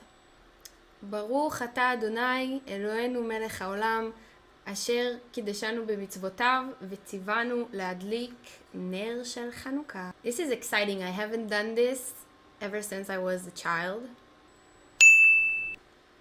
2, 3, one last one, 4. There we go. Okay, so in my family we also do a little song with it, so sing with me. ברוך אתה אדוני אלוהינו מלך העולם שעשה ניסים לאבותינו בימים ההם בזמן הזה אמן. That's it guys. It was so lovely to light up the Hanukkah with you, and I hope that you will get anything you wish for when lighting up those candles wherever you are at your home. And yeah, I just hope and wish that everybody will remain safe and Israel will stay strong and win this darkness. Thank you so much, Lost Tribe. Cheers! Lost Tribe family, we just wanted to wish you a Hanukkah Sameach all the way here from Israel. It's such a complicated time, but hopefully these lights will continue to inspire us to be Jewish activists, to be proud of our Judaism. And remember, always remember, the good trumps the evil, no matter what, no matter when. Our history is proven to us and we will prove to the world again now. Good will win. Wishing you all such a Hanukkah Sameach and continue to be a light to all Jewish people everywhere. I'm the official Mira, and my husband Effie. Hanukkah, Hanukkah, pass me the dreidel. Spin it on the floor, spin it on the table. The oil burn for 8 nights, no this ain't no fable. Chicken soup and matzo ball, pass me the ladle. I'm eating latkes, we are like the Maccabees, ain't nobody can stop us. What's up, tribe? I hope you guys have been enjoying Hanukkah so far. If you do !survey and fill out our 1-minute survey, you'll be entered for your chance to win one of 4 $25 gift cards and 1 JBL speaker. So if you haven't done so already, fill that out. Now let's get back to the action. So I think since we're coming back to, we should go ahead and play the PTR song. Yeah. That way people know why it's better than the Hanukkah rap. I'm all for And Hanukkah, but in typical come on. PTR fashion, I'm going to wait 5 seconds to play it. Could one of y'all pass the gosh darn rock? Hey yo, I'm trying, I ain't lying, and hosting this will be Brian. Yeah. Posting like Kobe Bryant, flying to see the pie. Hit the hezzy, we got Jesse, opinions get kinda messy. A fan of out of lefties, from football to racing jet skis. He go silly when he go deep, sheesh, is Zach Zeman. Teaming up with Jack, we stack the whole team, man. Pass the rock, don't stop the shot clock. Ooh. Smack the slap shot, come on, now let's talk. Pass the, yo partner, pass the rock, for real.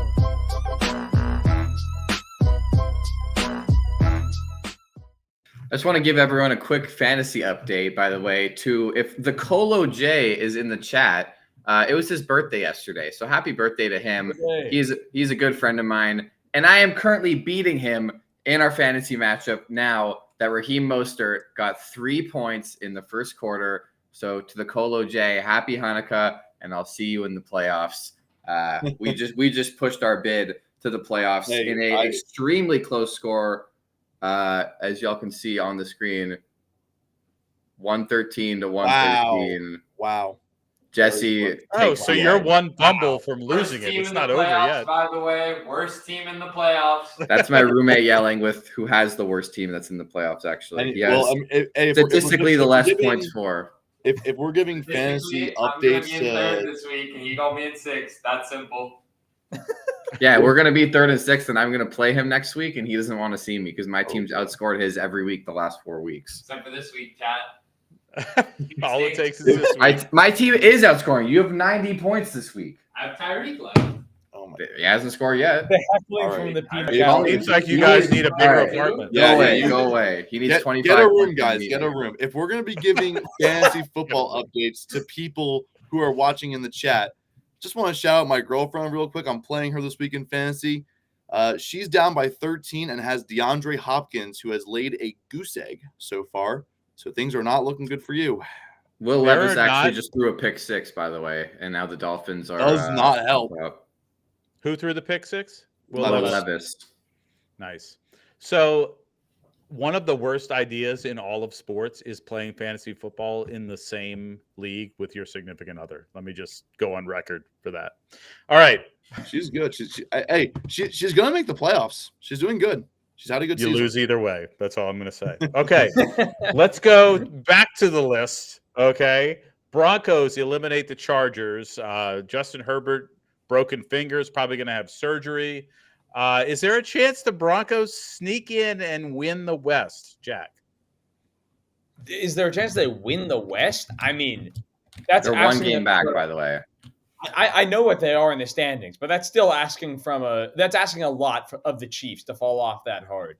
I mean, they haven't been good the last couple of weeks. They lost to a very competitive Packers team, and then this past week to the Bills. Again, 2 really good teams at the moment. I think that the Broncos are playing good enough football to beat bad teams, but I think when it comes down to it, I believe they play the Chiefs head-to-head down the stretch, and I just have a really hard time seeing them winning that. And if they don't win that game, it's going to be really difficult to do.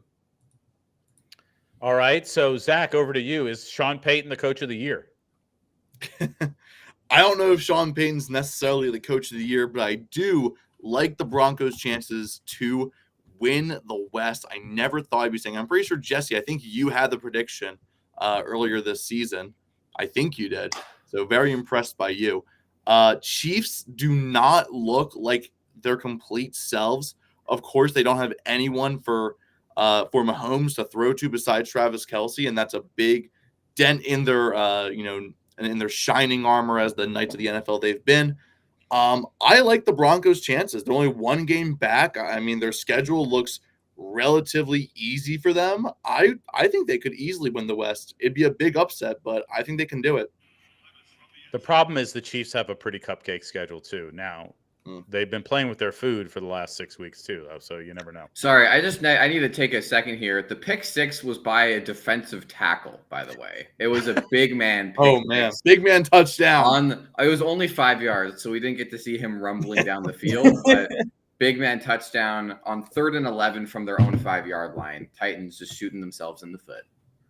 Jesse, I'll give this to you. A little question from the chat. D'Amico Ryan's coach of the year. I'll also give you Mike McCarthy. I'll give you Sean Payton, and I'll give you what's my man in Detroit? Dan Campbell. Oh, you gotta have Shane Dan Steichen Campbell there too.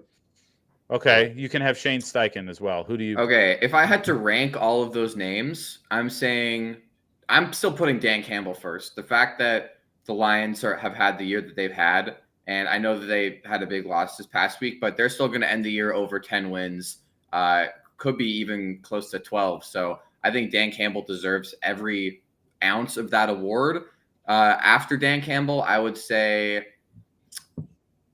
I'm hesitant to give it to Mike McCarthy because I don't want to say anyone could coach that team because it's not true because they've had bad coaching in the past. And I really like the way that they've been calling plays this year. I think Mike McCarthy's done a lot better job than Kellen Moore, who's been on the Chargers now. So I think Mike McCarthy is great, but I'm hesitant to give him Coach of the Year award when you have one of the most star-studded teams on both sides of the ball. So that's why I would lean a little more towards Dan Campbell, especially where the expectations were not nearly as high for the Cowboys.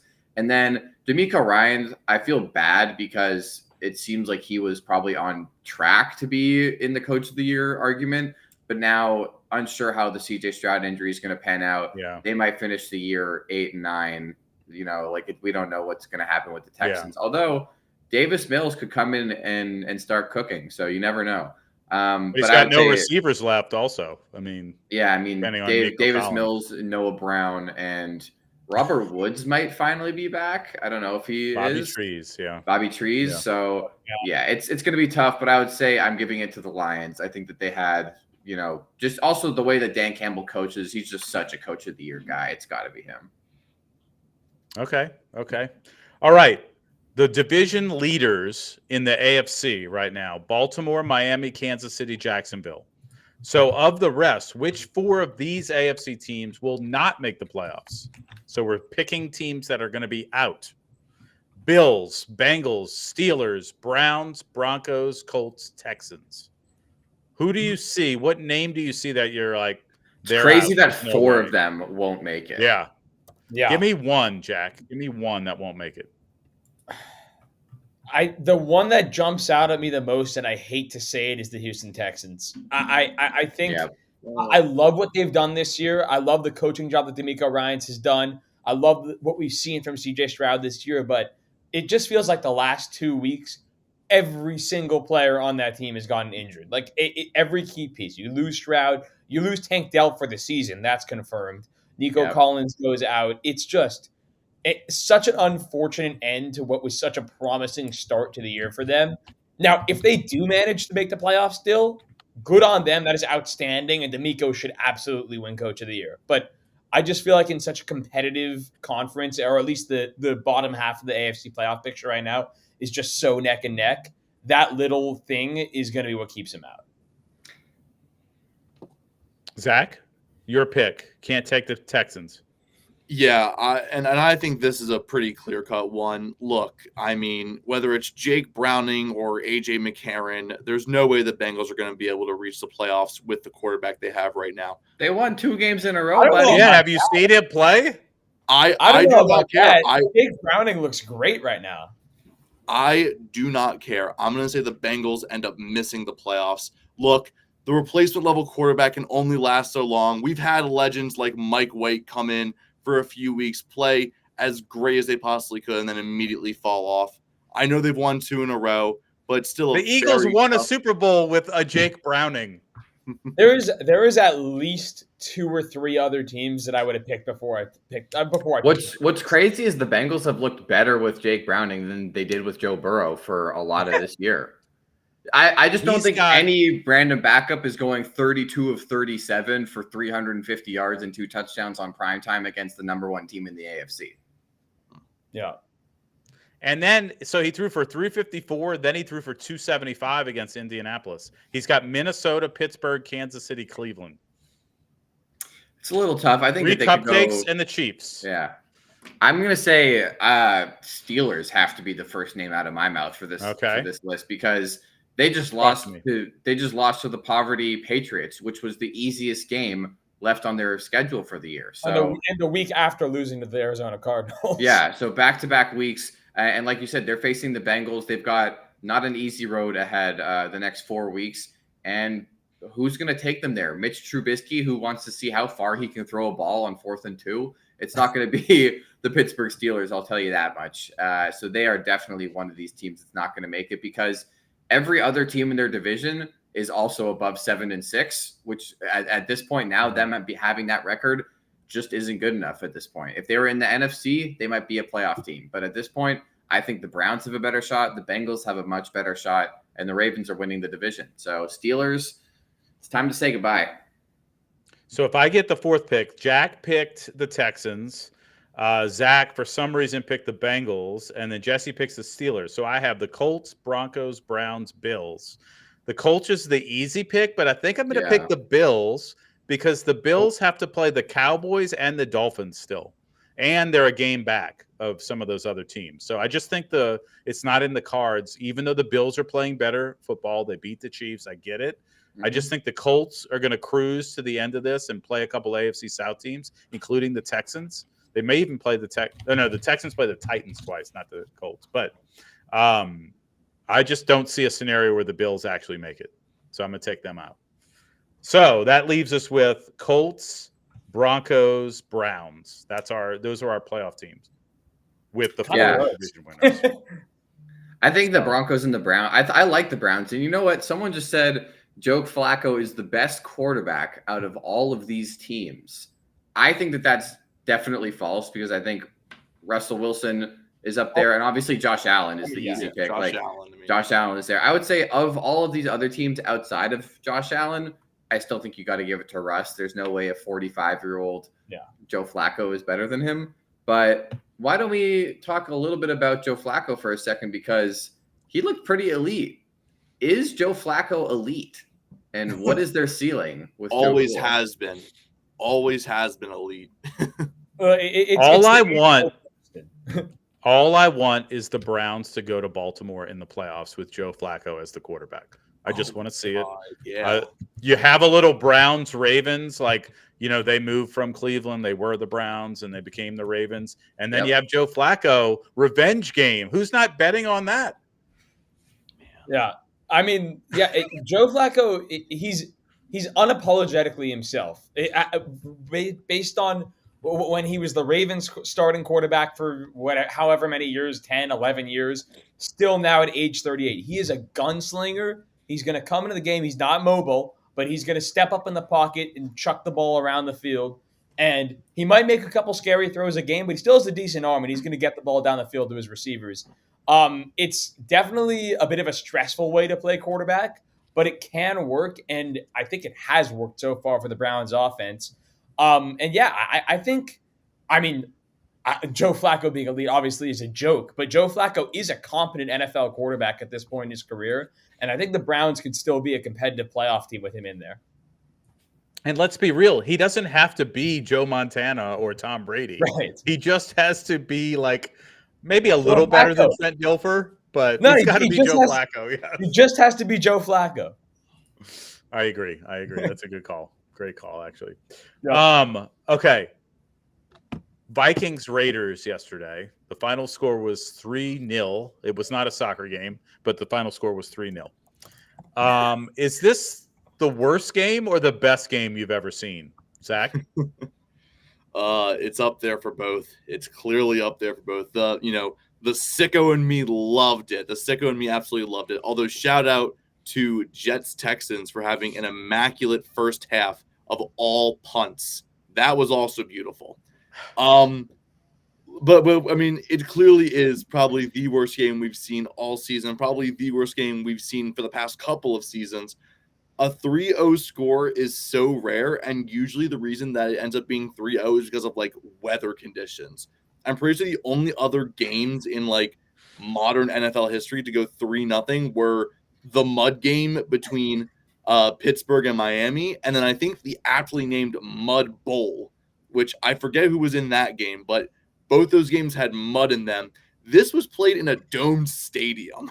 And when but in Vegas, remember, we were in Vegas this summer. The air conditioning is on pretty hardcore in Vegas. Really there was probably a left or right wind. If there was a left or right wind with the air conditioning, the Raiders would not allow a single field goal all year. You probably could not have a more like player friendly environment for a football. You seriously couldn't. Like we've heard no complaints about Allegiant Stadium and the quality of that turf or anything. We've heard nothing being like, this is not a good place to play. None of the players seem to like it. It's just a horrible game of football. It's only 3 points worse than Chargers Patriots last week. So it's except for this fact. Except for the fact that this is something Scott Hanson said on Red Zone. I can't remember exactly what the year was, but it was the furthest into a game that the score had been 0-0 since like 1965. It was like something ridiculous like See, that. the only thing is I actually think this game is better than any of those other games because the fact that it is 0-0 that deep into the game is kind of electric in itself. It's like, how long can we hold this mutual shutout for? And you have the possibility of a 0-0 tie in overtime. So for that reason, it being 0-0 is more electric than it being 6-0 like the Chargers Patriots or 3-0 whenever it is, because you still have the possibility for a perfect game on the table. This was almost as bad as that Week 18 game between the Chargers and Raiders 2 years ago, where they were both trying to lose. No, but that was electric because they were playing for a tie. It was like, oh, that's what it was. They had to play for a tie so that the Steelers, if would they then tied, go. yeah, Yeah. if they tied the Steelers, That then was so over. stupid. That was very stupid. But Brandon Staley was the reason that it ended up not being a tie. Oh, don't get him started on Brandon Staley. Here's the deal. Yeah, remember If Derek the Carr Chargers, like, if the looked at the Chargers camera. weren't playing this Thursday, Brandon Staley would have already been fired. But they don't want to have to like figure out coaching by No, Thursday. at this point, they're not firing him until the end of the year. They're just gonna save that money. They're gonna fire him at the end of the year, and with Justin Herbert out, they're just gonna tank. That's what the decision I've come to, because I don't know how he hasn't been fired yet, and that's the only explanation. He just keeps getting the best timing. Tyreek Hill in the medical tent, by the way. Jalen Jalen Waddle has 44 yards receiving. If anybody picked Jalen Waddle in Podna's picks, just so you know. Is it Pastranova for Josh Dobbs? You know, I feel like the magic has run out for Cinderella. The clock has struck midnight. Arguably happened last week as well. Just he has not looked like the Josh Dobbs about half a season ago. I hate to say it, but I believe it is Pastranova. I think it is. He was my backup in one team, and this morning I cut him to pick up Sam Howell, who was on the waiver wire, and he had a bye, so I could still pick him up. Yeah, Sam Howell's been sick this year. That's a great. He's been really good. I think we're done with the Josh Dobbs hype. He sort of did the same thing in Arizona, where he was like really good for 3 weeks, and then he had a few really bad weeks, like after the league started to figure him out, and then he got traded to Minnesota, and the cycle sort of reset. He had a few really good weeks, and then he started to come back down to earth, and I don't think we're going back up from here. Yeah, it's funny how that works, because with Josh Dobbs, it's like he gets hot for long enough for you to forget like why no one signed him. That he's like a career backup, and then after that, it's like, oh wait, this is the reason that every single team in the NFL decided not to have this guy be their starter. When I mean the loss last week to the Bears, I think was actually like that 12-10 in a game that the Bears were like actively throwing at every possible chance, for them to lose that and then to come and win, but you won 3-0 and you don't feel good about it. Like, they can't feel good about that win at all. Also, they lost Justin Jefferson again, and they lost Alex Madison for who knows how long. So this team, it was like they were right on the edge. Honestly, the Minnesota Vikings are the embodiment of everyone's fantasy team this year. It's like you thought you were super good. All of your players got injured.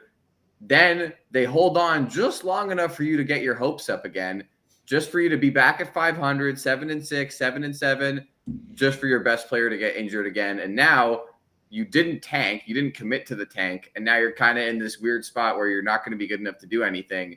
And what do we know? The Vikings are going to be 8-9 again and just end the season around 500 and just continue to have no direction. All right. So what I want to let people know about is the survey next. We have had 19 surveys completed tonight. It's the second most of any day this for Hanukkah. We get 6 more. We break the record for this Hanukkah. So exclamation point survey, fill it out. It helps us. You get to tell us a little bit about your experience with Lost Tribe Hanukkah. You get to tell us what kind of stuff you want to see in our Discord. And you could win a $25 gift card or the JBL Bluetooth speaker. So throw it in there. Let's see it. And we are going to do next, we're going to mix sports with Hanukkah. The best athlete ever to wear the number 8. So think about that. Give us some ideas in the chat. You'll probably steal all the good ones, but we want to see them anyway. So, because I know where Jack's going to go, I'm going to start with Jesse. The best athlete to ever wear number 8 has got to be Daniel Jones. The best athlete to ever wear number 8 is Kobe Bryant, and there shouldn't really be that much discussion about this. Kobe Bryant, while he might be more famous for wearing 24, I still think that he's the best number 8. Mamba, it's tied to him. Everything that he does revolves around 8 and 24. I think Kobe has to be probably the best in their rightful sport, and possibly the best across all sports to wear number 8. So I'm going to say Kobe for sure. I think some people in Baltimore might disagree with you, but Yep. let's go to Zach. What, Lamar Jackson? Oh, come on. No, come on. I'm not talking about Lamar Jackson, but good choice. But I'm not no. I mean, Lamar's great, but if we're talking about anyone to represent the number 8, no one did it better than Cal Ripken Jr. 2-time MVP, 19-time All-Star. 19-time All-Star is insane. 8-time Silver Slugger, 2-time Gold Glove. Just, I mean, absolute consistency. Played pretty much every game he could. Literally from, what is that? From 83 to 93. He never missed a game. I can tell you it was longer. Oh than wait, that. no. All the way up to what was it? 98, 99. Yeah. Never missed a game. Mr. Consistent, along with being an all-star throughout all of that time. I mean, he was playing at a consistent all-star level for how many years? 21 years he was in the league, and for 19 of those, he was an all-star. That is insane. Georginator says Joe Morgan, and I see a Yogi Berra. Joe Morgan and Yogi Berra were two. Willie other names I Stargell, thought of also for from baseball. LT Santa. Yep. Willie Stargell. Look, I mean, there's a lot of great names, but for me, give me Cal Ripken Jr. So, Cal Ripken was great, and he was the second best player in his Hall of Fame class because he went in with Tony Gwynn, which is just too bad for him because, come on. All right, Jack, You might over to be you. the only one with that take. No, but I'll throw It's out one true. more- Look at the stats. Look at Okay. all of the stats and tell me it's not true. I'll just throw out a couple more Cal Ripken stats. It was the streak that he had was 2,632 consecutive games over 17 years, which is unbelievable.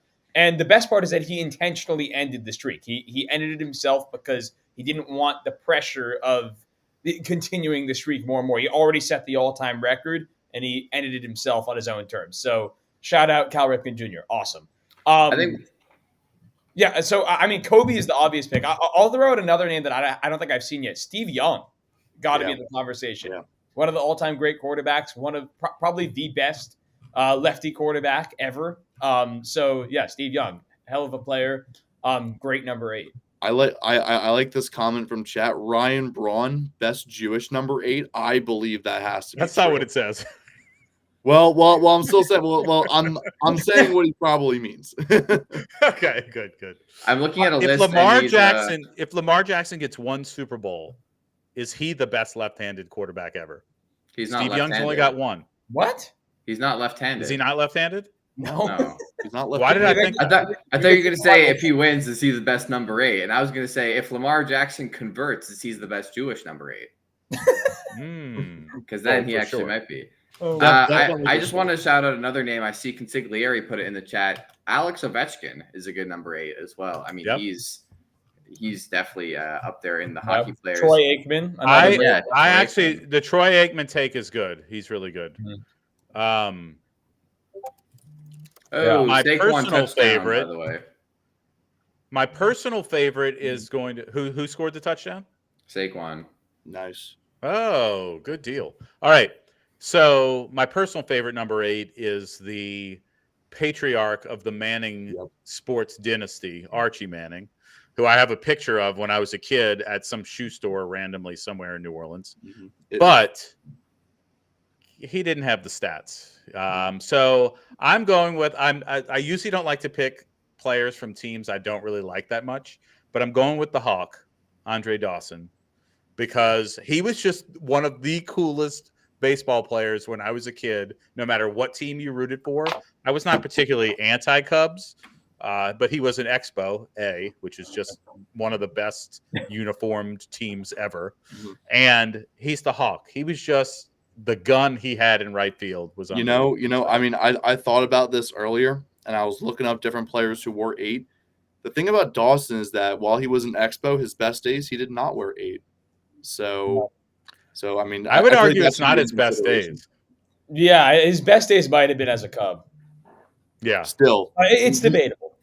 He was not a career number 8 compared to some of these guys who are career number 8s. If we're talking personal favorites, Shane Victorino.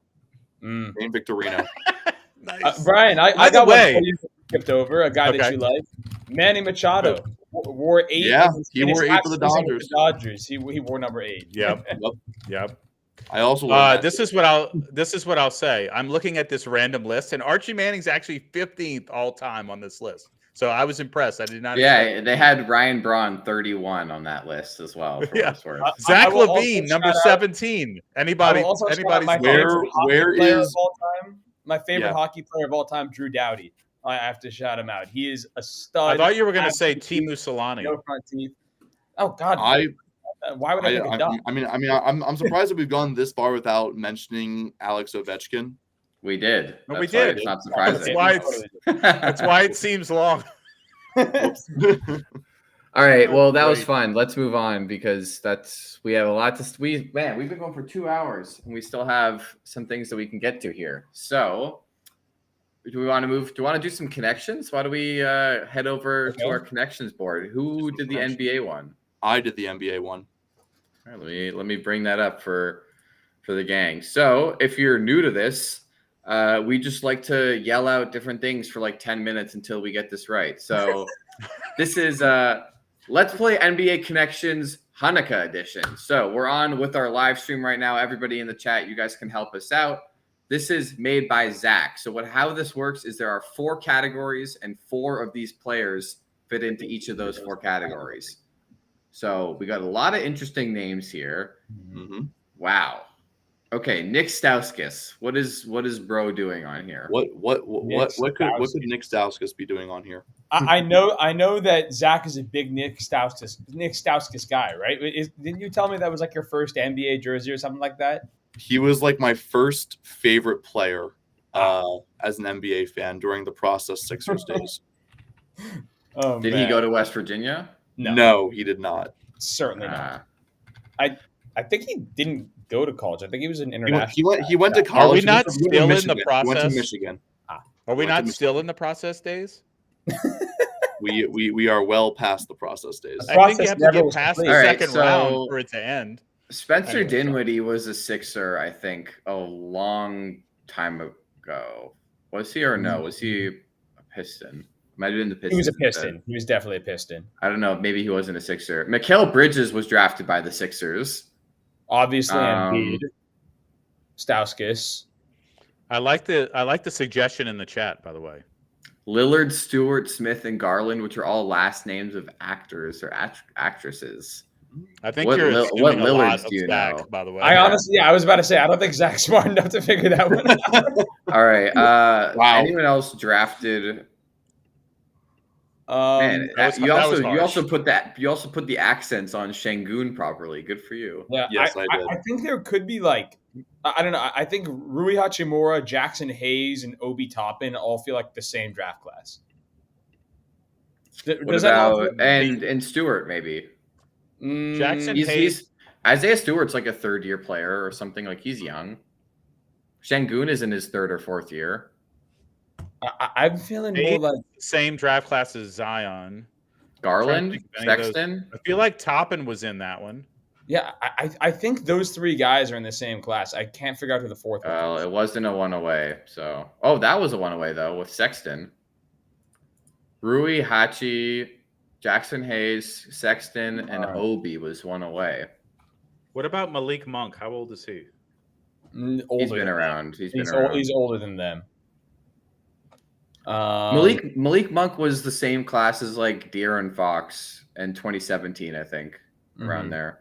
Because I remember he was crazy on Kansas. Yeah. Yep. Hmm. I thought All he was right. Kentucky. Or Kentucky, one of the two. You guys haven't been super close with any of these categories. right. I will We got a mention one away there, though. there is one category that involves the draft in some regard. Involves the draft. Oh, maybe these guys were all picked like in the top 10 or all selected. Like with the same pick. Yeah, with like the 10th pick in the draft or something. I mean, Jackson Hayes was number 10 yeah. or number 8. He was number 8. Garland was 6. I Rui think Rui was also around that range. Rui was highish. I think Rui was number 9. I think Wasn't Yeah. Lillard 6th? Lillard was, yeah.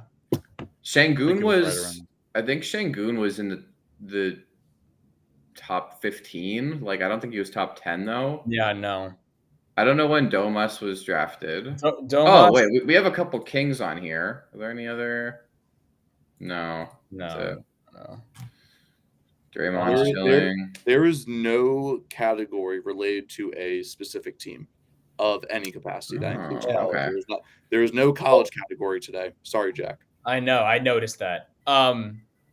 So well, Mikhail was like a late lottery pick, right? Mikhail was like 13. He was drafted 13th and then traded.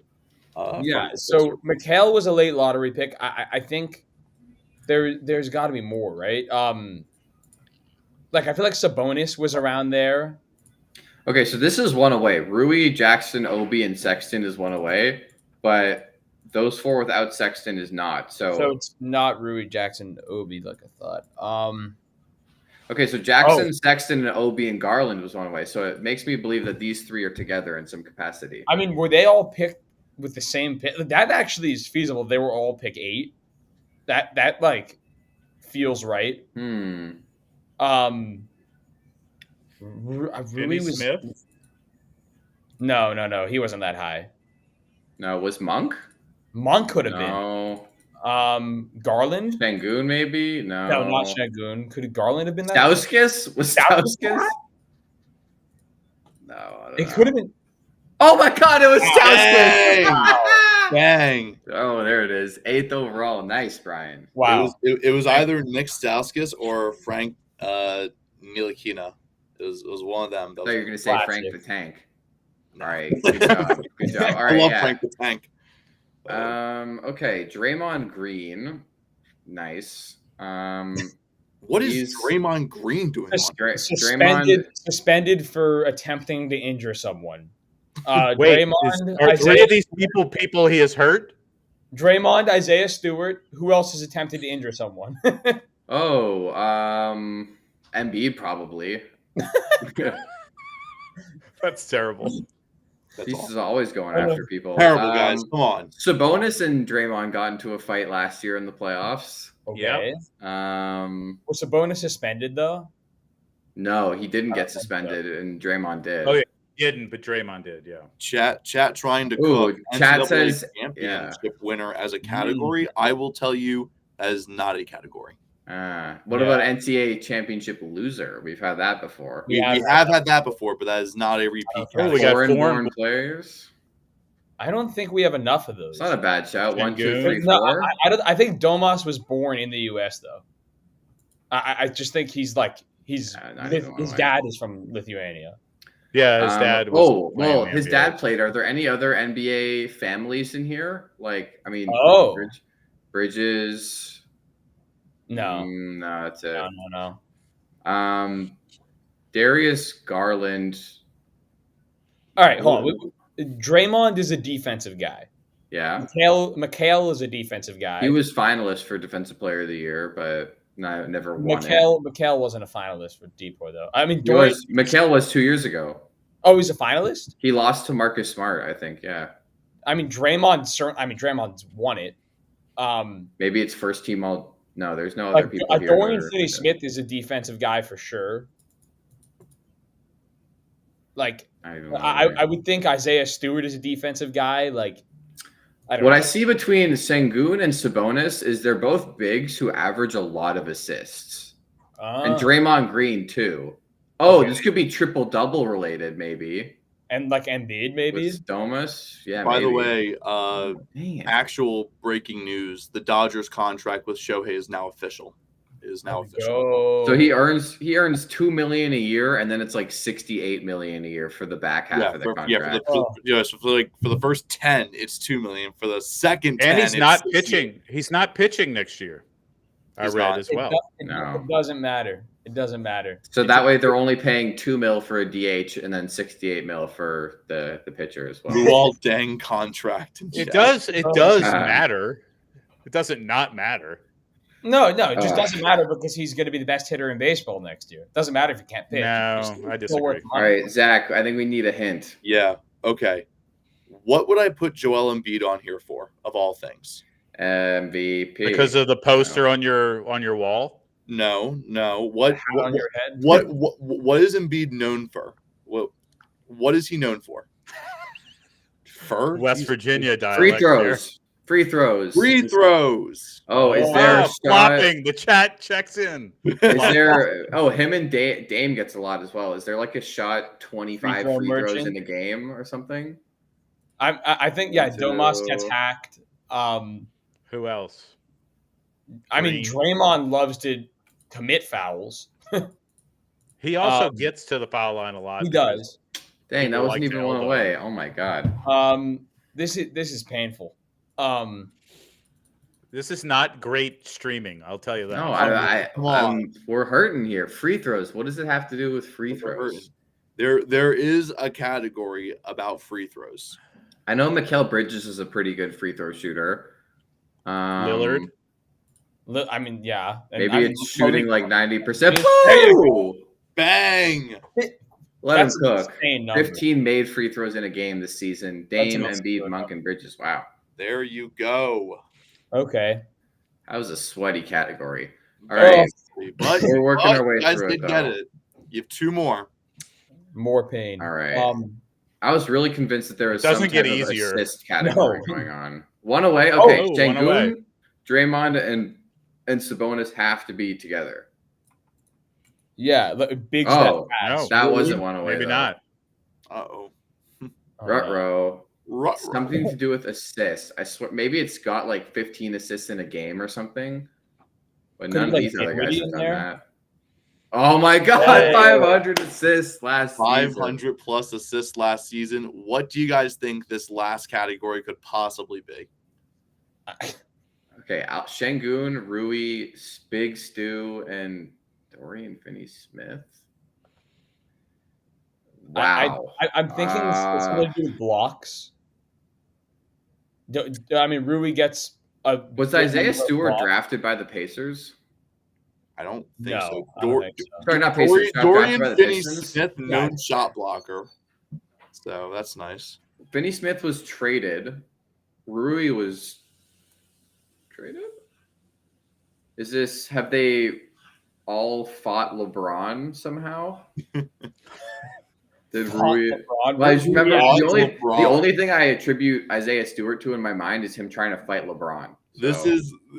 I feel like this is a simpler answer than you guys are probably expecting. Let me guess. It's like scored like 5 double-doubles this year or something. It's even simpler. All right. Any guesses from the chat what these four are? Wear number 28. No, Dorian doesn't wear 28. But like, I swear Rui does. Feels like Stewart could.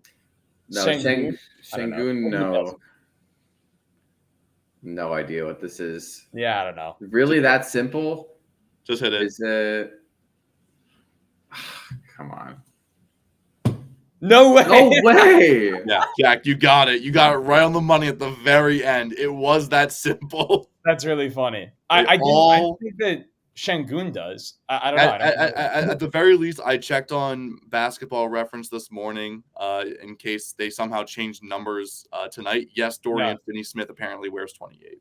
That is so weird because I couldn't picture what number Şengün wears, but I would have sworn it wasn't 28. Yeah, you wouldn't the think. only reason I said that is because I know Rui does. That's yeah. I mean, when I said simple, I meant simple. It's just their jersey number, nothing else. And Finney-Smith is he wears 28 on the Nets, I guess. Yep. Wow. I guess so. Let's how we scroll through all those attempts real quick. Let's get a little bit of pain going. Oh no. It's not as bad as I thought it was, actually. Brutal. Yeah. All right, let's get into our NFL one then. Hopefully that goes a little better. Oh, boy. Yeah.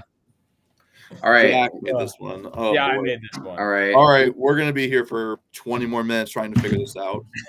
All right. Let's play NFL Connections Hanukkah edition. Jack, start us off.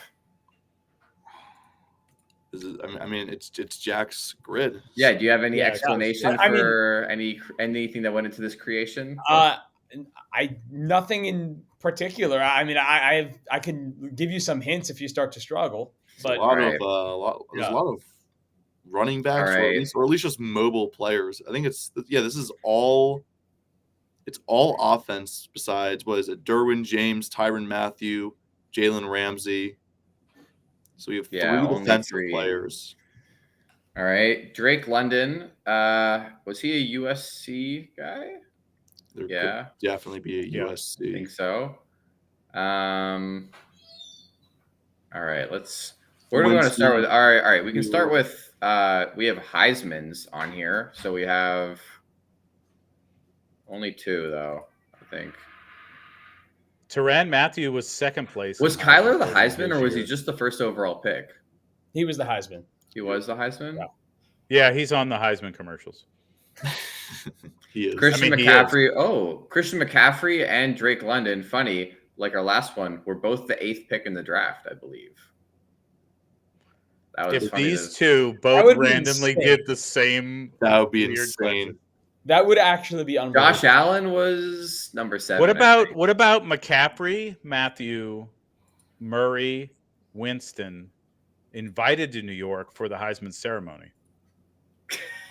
No way. Derwin James. That is true of those four. Just saying. All right, we got. Okay, this is quarterback Josh Allen, right? Yeah, quarterback What? Josh Allen. It's What is not- Did Jimmy Dalvin Cook Graham go to doing on Miami? here, though? What is Jimmy Graham Where did doing on Dalvin Cook go to college? I don't know. I don't know. Jimmy Graham went to Miami. Oh, okay. I know that one of the few things I know about Jimmy Graham is he is one of the few players in NFL history with more than like 16 touchdowns in a season. And I know that McCaffrey's done that, and I know that Marius? I want to say David Johnson may have.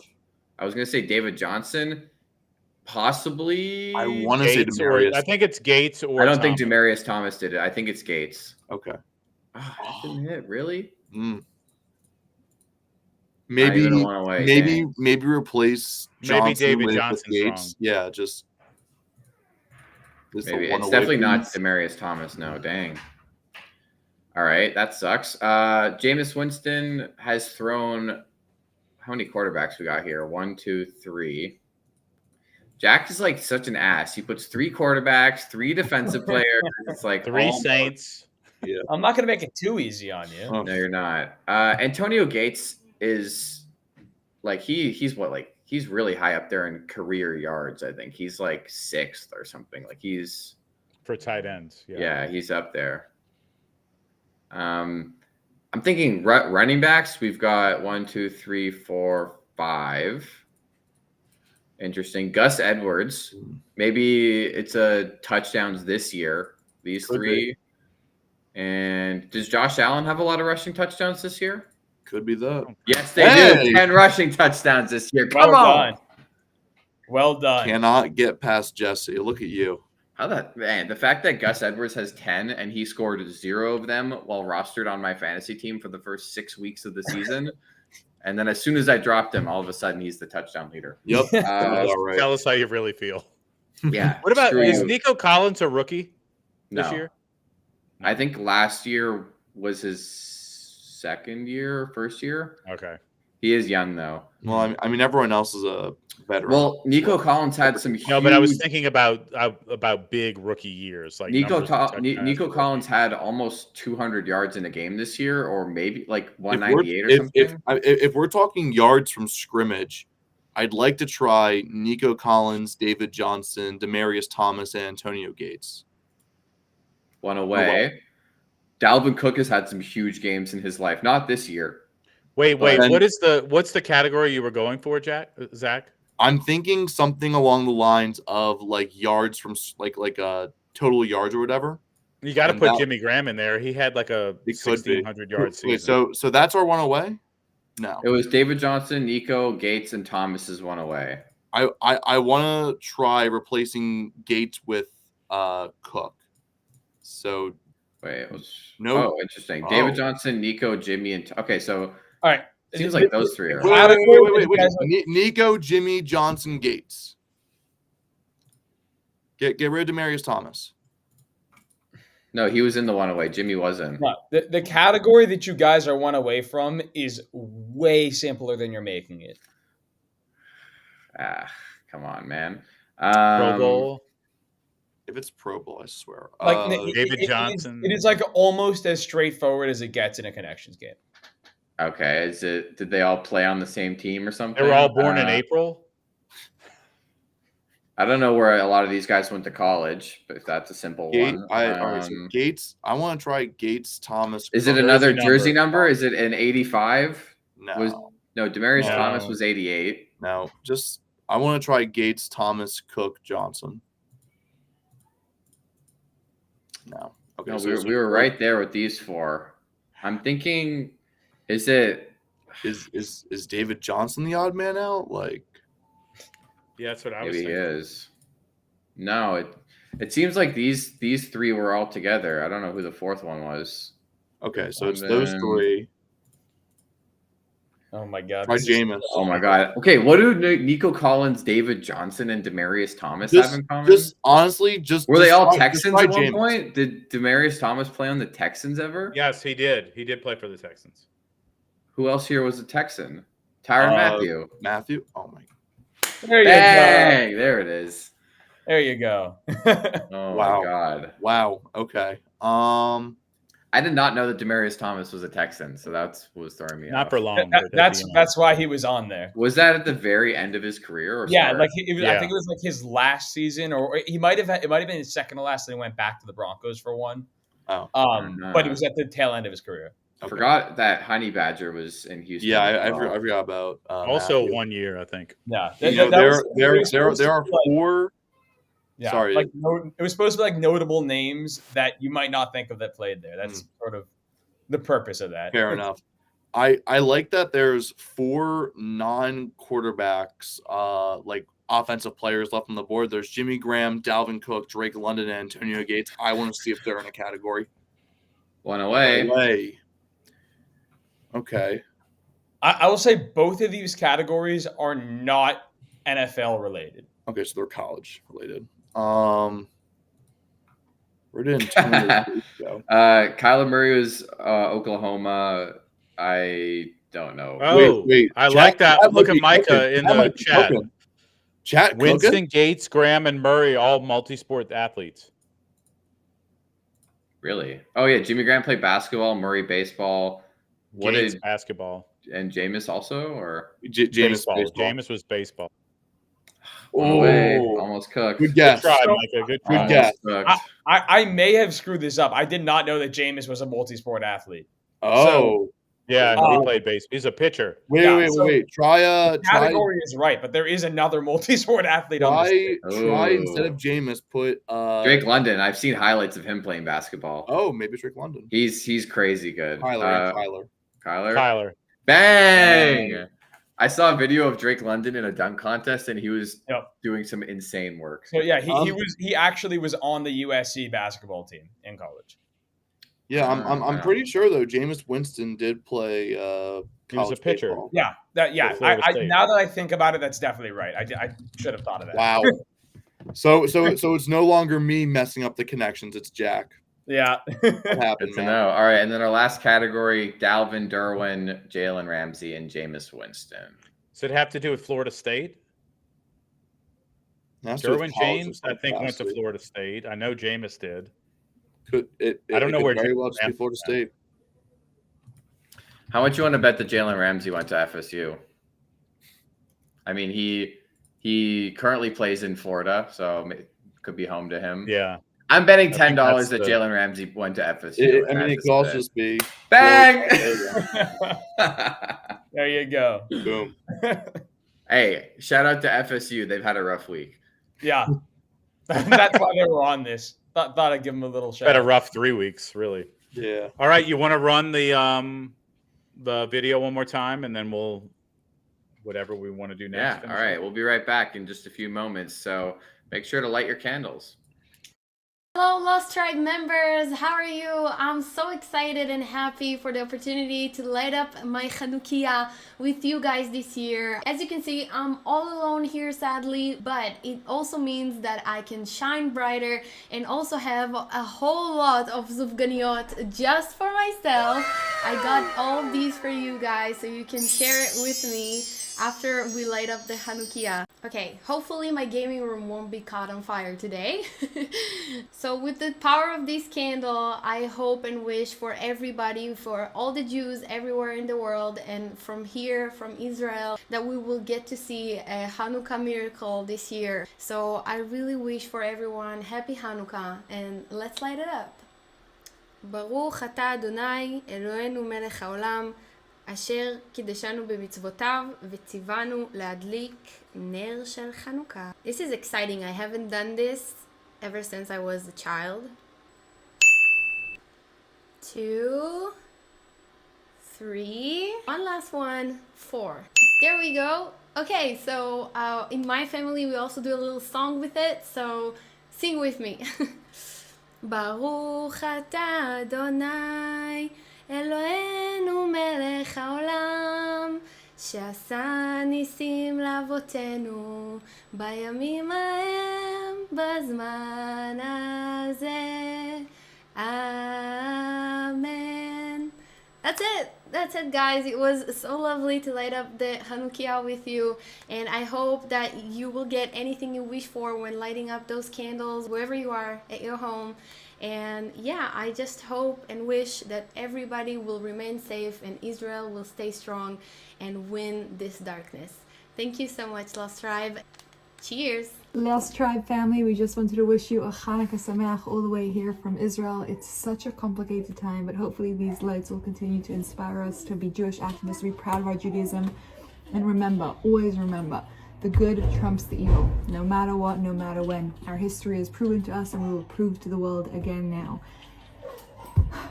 Good will win. Wishing you all such a Hanukkah Sameach and continue to be a light to all Jewish people everywhere. I'm the official Mira and my husband Effie.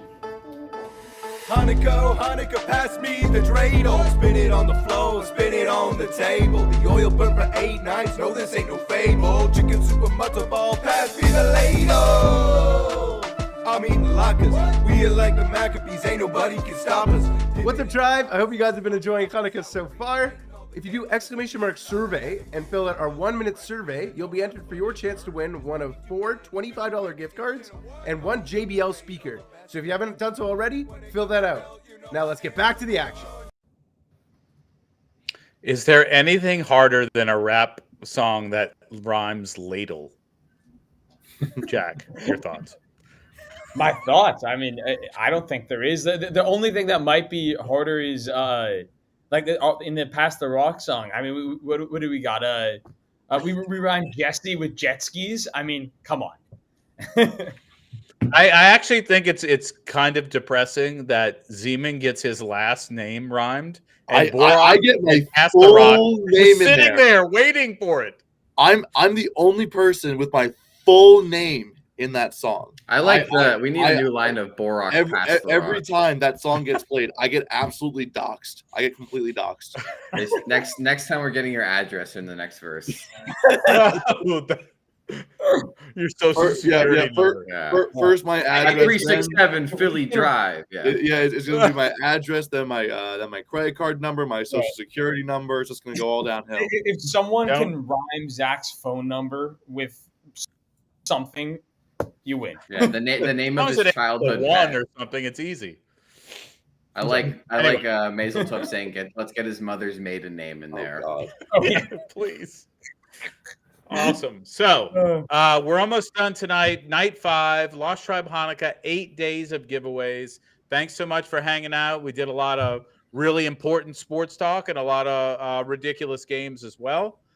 we are giving away a PS5, an Xbox Series X, the Apple Watch, AirPods, the MetaQuest 2. We're giving away a JBL speaker if you fill out the survey. We're giving away gift cards galore. We're giving away $500 in 2 separate gleams. 1, computer peripherals of your choice. Number 2, a gift card for sports tickets or sports gear. So check all of that out. All you have to do is !gleam, !survey, and then !ticket, and you can buy tickets to the raffle of all that. I want to thank Route 1 for their partnership and their support of Lost Tribe. I want to thank Shine a Light for being such a good partner with us. I want to thank all these guys here, Pass the Rock. It's a lucky situation for us to be able to do this show twice a week for you, put all the clips on YouTube and TikTok and Instagram and the whole bit. So I know we love doing it. I'm glad you all like it. And I just want to say we support you, everyone in Israel, with everything going on over there. And we haven't gotten a chance to talk about that yet, but we are with you. We stand with you. And, at this point, we hope for a better future for everyone involved. So, all right, guys, we're going to close it out. I think, Jesse, you have a little grid for us to do. Yes, I do. So this is made by our good friend Zach Zeman. He's going to stack the whole team in, and we're going to do this grid. So you like that little rhyme? I think All it's right. stack the whole team, man. Oh, maybe it is. It definitely is. Whatever, nerd. We'll play it at the end. You can judge later. Yeah. All right. So let's fill this out. I have something I can mark this up with? Can I edit the image? All right, beautiful. Oh, that is cropping. Can I add a? All right, there we go. So I'm gonna do this when we get a square. there you go. All right. All right, Very nice. chat. Let's go. All right, I'm Let's gonna go, be of chat. no help in this, but let me the see if I bottom can. one? All-Star is the bottom one? Yeah. All-Star is the bottom one. It's a little cut off. All right, I'm gonna knock off. Actually, hold on. I need a. All right, I'm gonna knock off the only thing that I think I can do here. Give me Giants, 2 times World Series champion. Give me Madison Bumgarner. Nice. Did he win 2? Madison Yeah, he did. Bumgarner He won 3. won 3 Yeah, I think he World won 3, Series. yeah. Yeah. Mad Mad Bum. Bum. I hate Mad Bum, but you're right. Oh. Mad Bum did win. The other one I know a few from that team. Paolo Sandoval. Pablo. And You had it right. Pablo and Brandon Kung Fu Bell. Panda. Brandon Bell, who's now a J. Yep. And Buster Posey. That's all that I know. Screw Buster Posey. Oh, another number 8 that we forgot though, Hunter Pence. Hunter Yep. Pence. Yeah. Yeah, we Another didn't one. forget him. I don't think he's a top 20 number 8. He's okay. He was a good player. I hated him, but he was a good player. Are we Two-time, going for rarity or no? Or are we just going for answers? Because 2-time World Series champion and All-Star is pretty easy to pull. It is. There's a lot of different names you can do for that. I'll just save the. Is there a Dodger Jewish category baseball myself. player we can do with 2-time World Series champion and All-Star? Sandy Koufax has to be right. Was he a Cub? Well, I'm Was going to he use Koufax him a for the Cub? Dodgers, though. Dodger. Oh, I was gonna Corey say you could use Corey Seager for that. That's true. Mhm. You know what? I'm gonna go with someone who did win exactly 2 World Series, was a 10-time All-Star, and I don't think played for any of these teams. Give me Ricky Henderson In which square? in the 2-time World Series champion and All-Star. He won with the A's. So and he the won Blue- in 89. He won with the with the A's and the A's? Blue Jays. A's and the Blue Jays. Wow. I didn't realize he won 89 in and the Blue Jays. 93 if he did win in 89. Yeah, yeah. Oh, look at you going back. It's like I usually get flack when I go back that far. No, All right. Ricky Henderson is my favorite baseball reference page. It's my favorite one. Well, the best thing It's about a Ricky good- Henderson, if there was a category for speaks about yourself in the third person, Oh he would yeah. also Oh yeah. check He'd that be box. number 1. Yep. Oh God. All right. I can give the strangest, most obscure answer possible for one of these. Please. All Please right, do. let's go. I have baseball reference open to fact check. I'm ready. Dodgers Braves. Give me Charlie Culberson. Charlie Culberson. Jesus, who is this guy? Dodgers and Braves. Yeah. Charlie Culberson. He was That's a a Dodger. rarity score. Yeah. The, that one's got to be a career, diamond. oh my God. The career -0.1 WAR. Yes, sir. Jesus. Who is this guy? I wonder if I can get any more Dodger off of legend. this thing. Braves Dod- All-Star. I mean, Give Dodgers me- Cubs is pretty straightforward.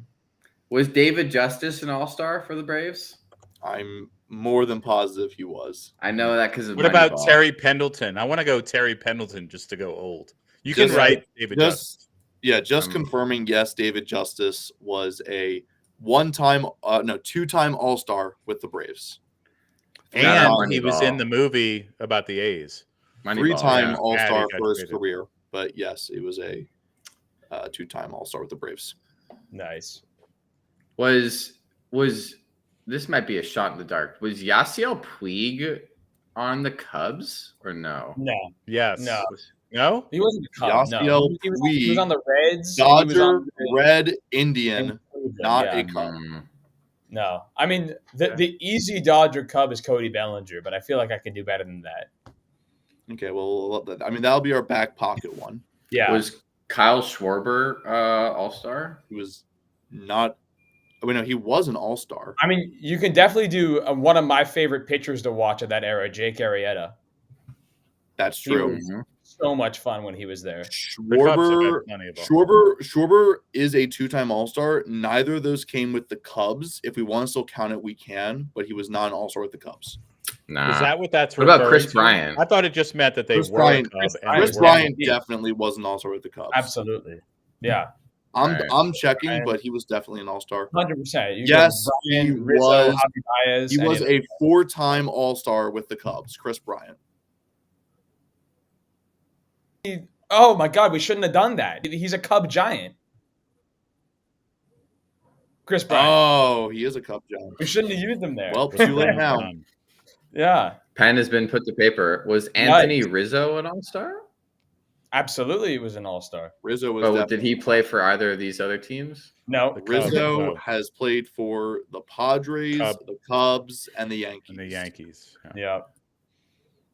Oh, okay. I've got another really obscure one. I'm for ready. Braves Giants.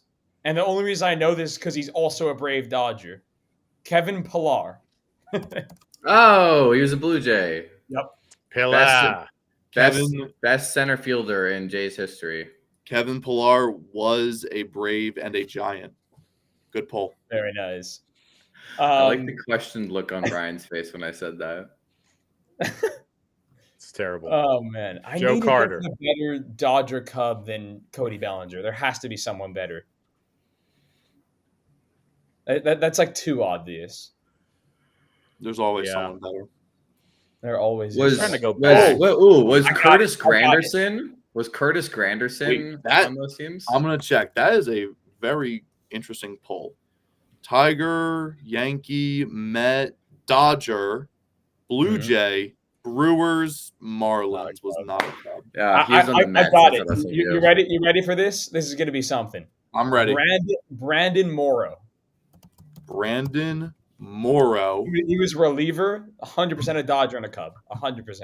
He was a Dodger and a Cub. Yes, his last 2 seasons, Brandon Morrow was a Dodger and then a Cub. What a poll! I don't know if I spelled Morrow right. I love that you spelled it. You spelled it in the most Canadian way possible. I spelled it You like spelled it Brian. the most Montreal way possible. Yeah. Or Oh, he was Brandon also a J. Morrow. I know who that is. Yeah, he was a J. A lot of Blue Jays on here. Yeah, he was. Oh, He was man. also a Blue Jay. Career 11 WAR player though. Ish Smith. Where is he? Did Ish Smith play for the Cubs and the Giants? No, I Probably. wish. That's the answer. He probably could have. So Tyreek Hill is, I don't think, in the game, by the way, anymore. He left the game, and the Titans lead 10-7 in the first half. The Dolphins have not scored in this game. The defense got a pick 6. The offense has not put up points so far. Wow. Wow. Are we still using Sandy Koufax for our Dodgers 2-time World Series champion? Yep. You bet we are. Yeah, he can work there for sure. I just know that Brian brought it up in case we thought of someone else, and I think at this point let's do Sandy Koufax. Yeah, And a little scoreagami for Mike you. Scioscia. Both of these games, Mike by the way. Scioscia is another one, 2-time World Series champ, as a Dodger catcher and as an Angels manager. Ooh. All right, so far it's just I can get it. There's got to be a Cub Giant other than Chris Bryant. I know we totally wasted Chris Bryant there. You mean other than Brandon Morrow? Oh, a Cub Giant. Sorry. Yeah, Cub Giant. A Cub Giant. No, Brandon Morrow is about as good as I'm going to get for Cubs. As a Giant Cub. I like a Giant Cub. Giants Cubs. Ooh, did Moises Alou play for the Giants? How do you spell that? Alou. He also played for the Expos. Moises Alou, Pirate, Expo, Marlins, Astros, Cub, Giant, Cub and Giant. Yes. Wow. Moises Alou. What a poll. I knew he played for the Cubs because he was the closest outfielder during the what's his name catch. Wow. The fan. What a poll. I've never heard of this guy. Oh, what's I the know fan that caught the ball? Yeah. Okay, so I don't know his name, but I know what you're talking about. So you guys might be wondering, Zach, why is this specifically a Hanukkah grid? Is because there is a player who fits all of these categories, who also represented Team Israel in the last World Baseball Classic. Every single category on this grid fits Jock Peterson. Very Jock nice. Peterson. Yeah. So every single category could have. You don't want to save that? Wait, when was he a Cub? Jock Peterson was a Cub in 2021. I do not remember He that. was a Cub for 73 games before being traded to Atlanta. Huh. I have no memory of him on the Cubs. Yeah. That has been erased from my mind. Dodger for a while, as you know, Jack. Then a Cub, a Brave, a Giant. And a proud member of the electric. tribe.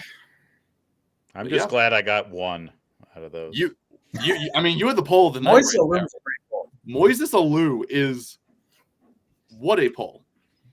Thank That you. was pretty sick. Yeah. Well, I think that we're about done here. I mean, we've been going 2.5 strong hours. Thank you to everybody who's been with us tonight. Make sure you're entering all of the giveaways. Make sure you redeem your points. You can check your points, exclamation ticket to buy a ticket. Enter the Gleam giveaway, exclamation Gleam, to go see those giveaways there. Get you some extra prizes. It's been a great night. We're continuing the action tomorrow with Hanukkah Night 6. So make sure that you guys tune into our stream again tomorrow. Same place, same time, 7 p.m. on Tuesday evening. We've got a great stream for you guys tomorrow night, so make sure you tune in. Offie's going to be playing some Valorant, so make sure you go watch him sweat with the op in Valorant because that's all he can use. And we're gonna be giving away some PC peripherals on the gaming page as well. So make sure if you need a new keyboard, a new mouse, or something, you go head over to that giveaway. Gonna be a lot of fun tomorrow. Please don't end stream, says Steak. Sorry, we're gonna be ending the stream. But did we give away all of our gift cards for tonight, Brian? I believe J-Lau gave them all away in the J-Lau's been raffling like chat. crazy. And we gave away those trivia all right, yeah. as well. So. All right, well, yeah, J-Lau says more than enough LMAO. Thank you to everybody who's been hanging with us for tonight. We will see you all tomorrow again for Hanukkah. We won't see you, but we'll be back on Wednesday for our daytime show. And that's all for tonight. So that's it. Boys, what a rip. Happy Hanukkah 2023 for Hanukkah. Hey, play our outro. Play our outro. I'm not playing the candle lighting again. I'm playing this. No, I got it. Play our outro. This is Pass the Rock. I got it ready.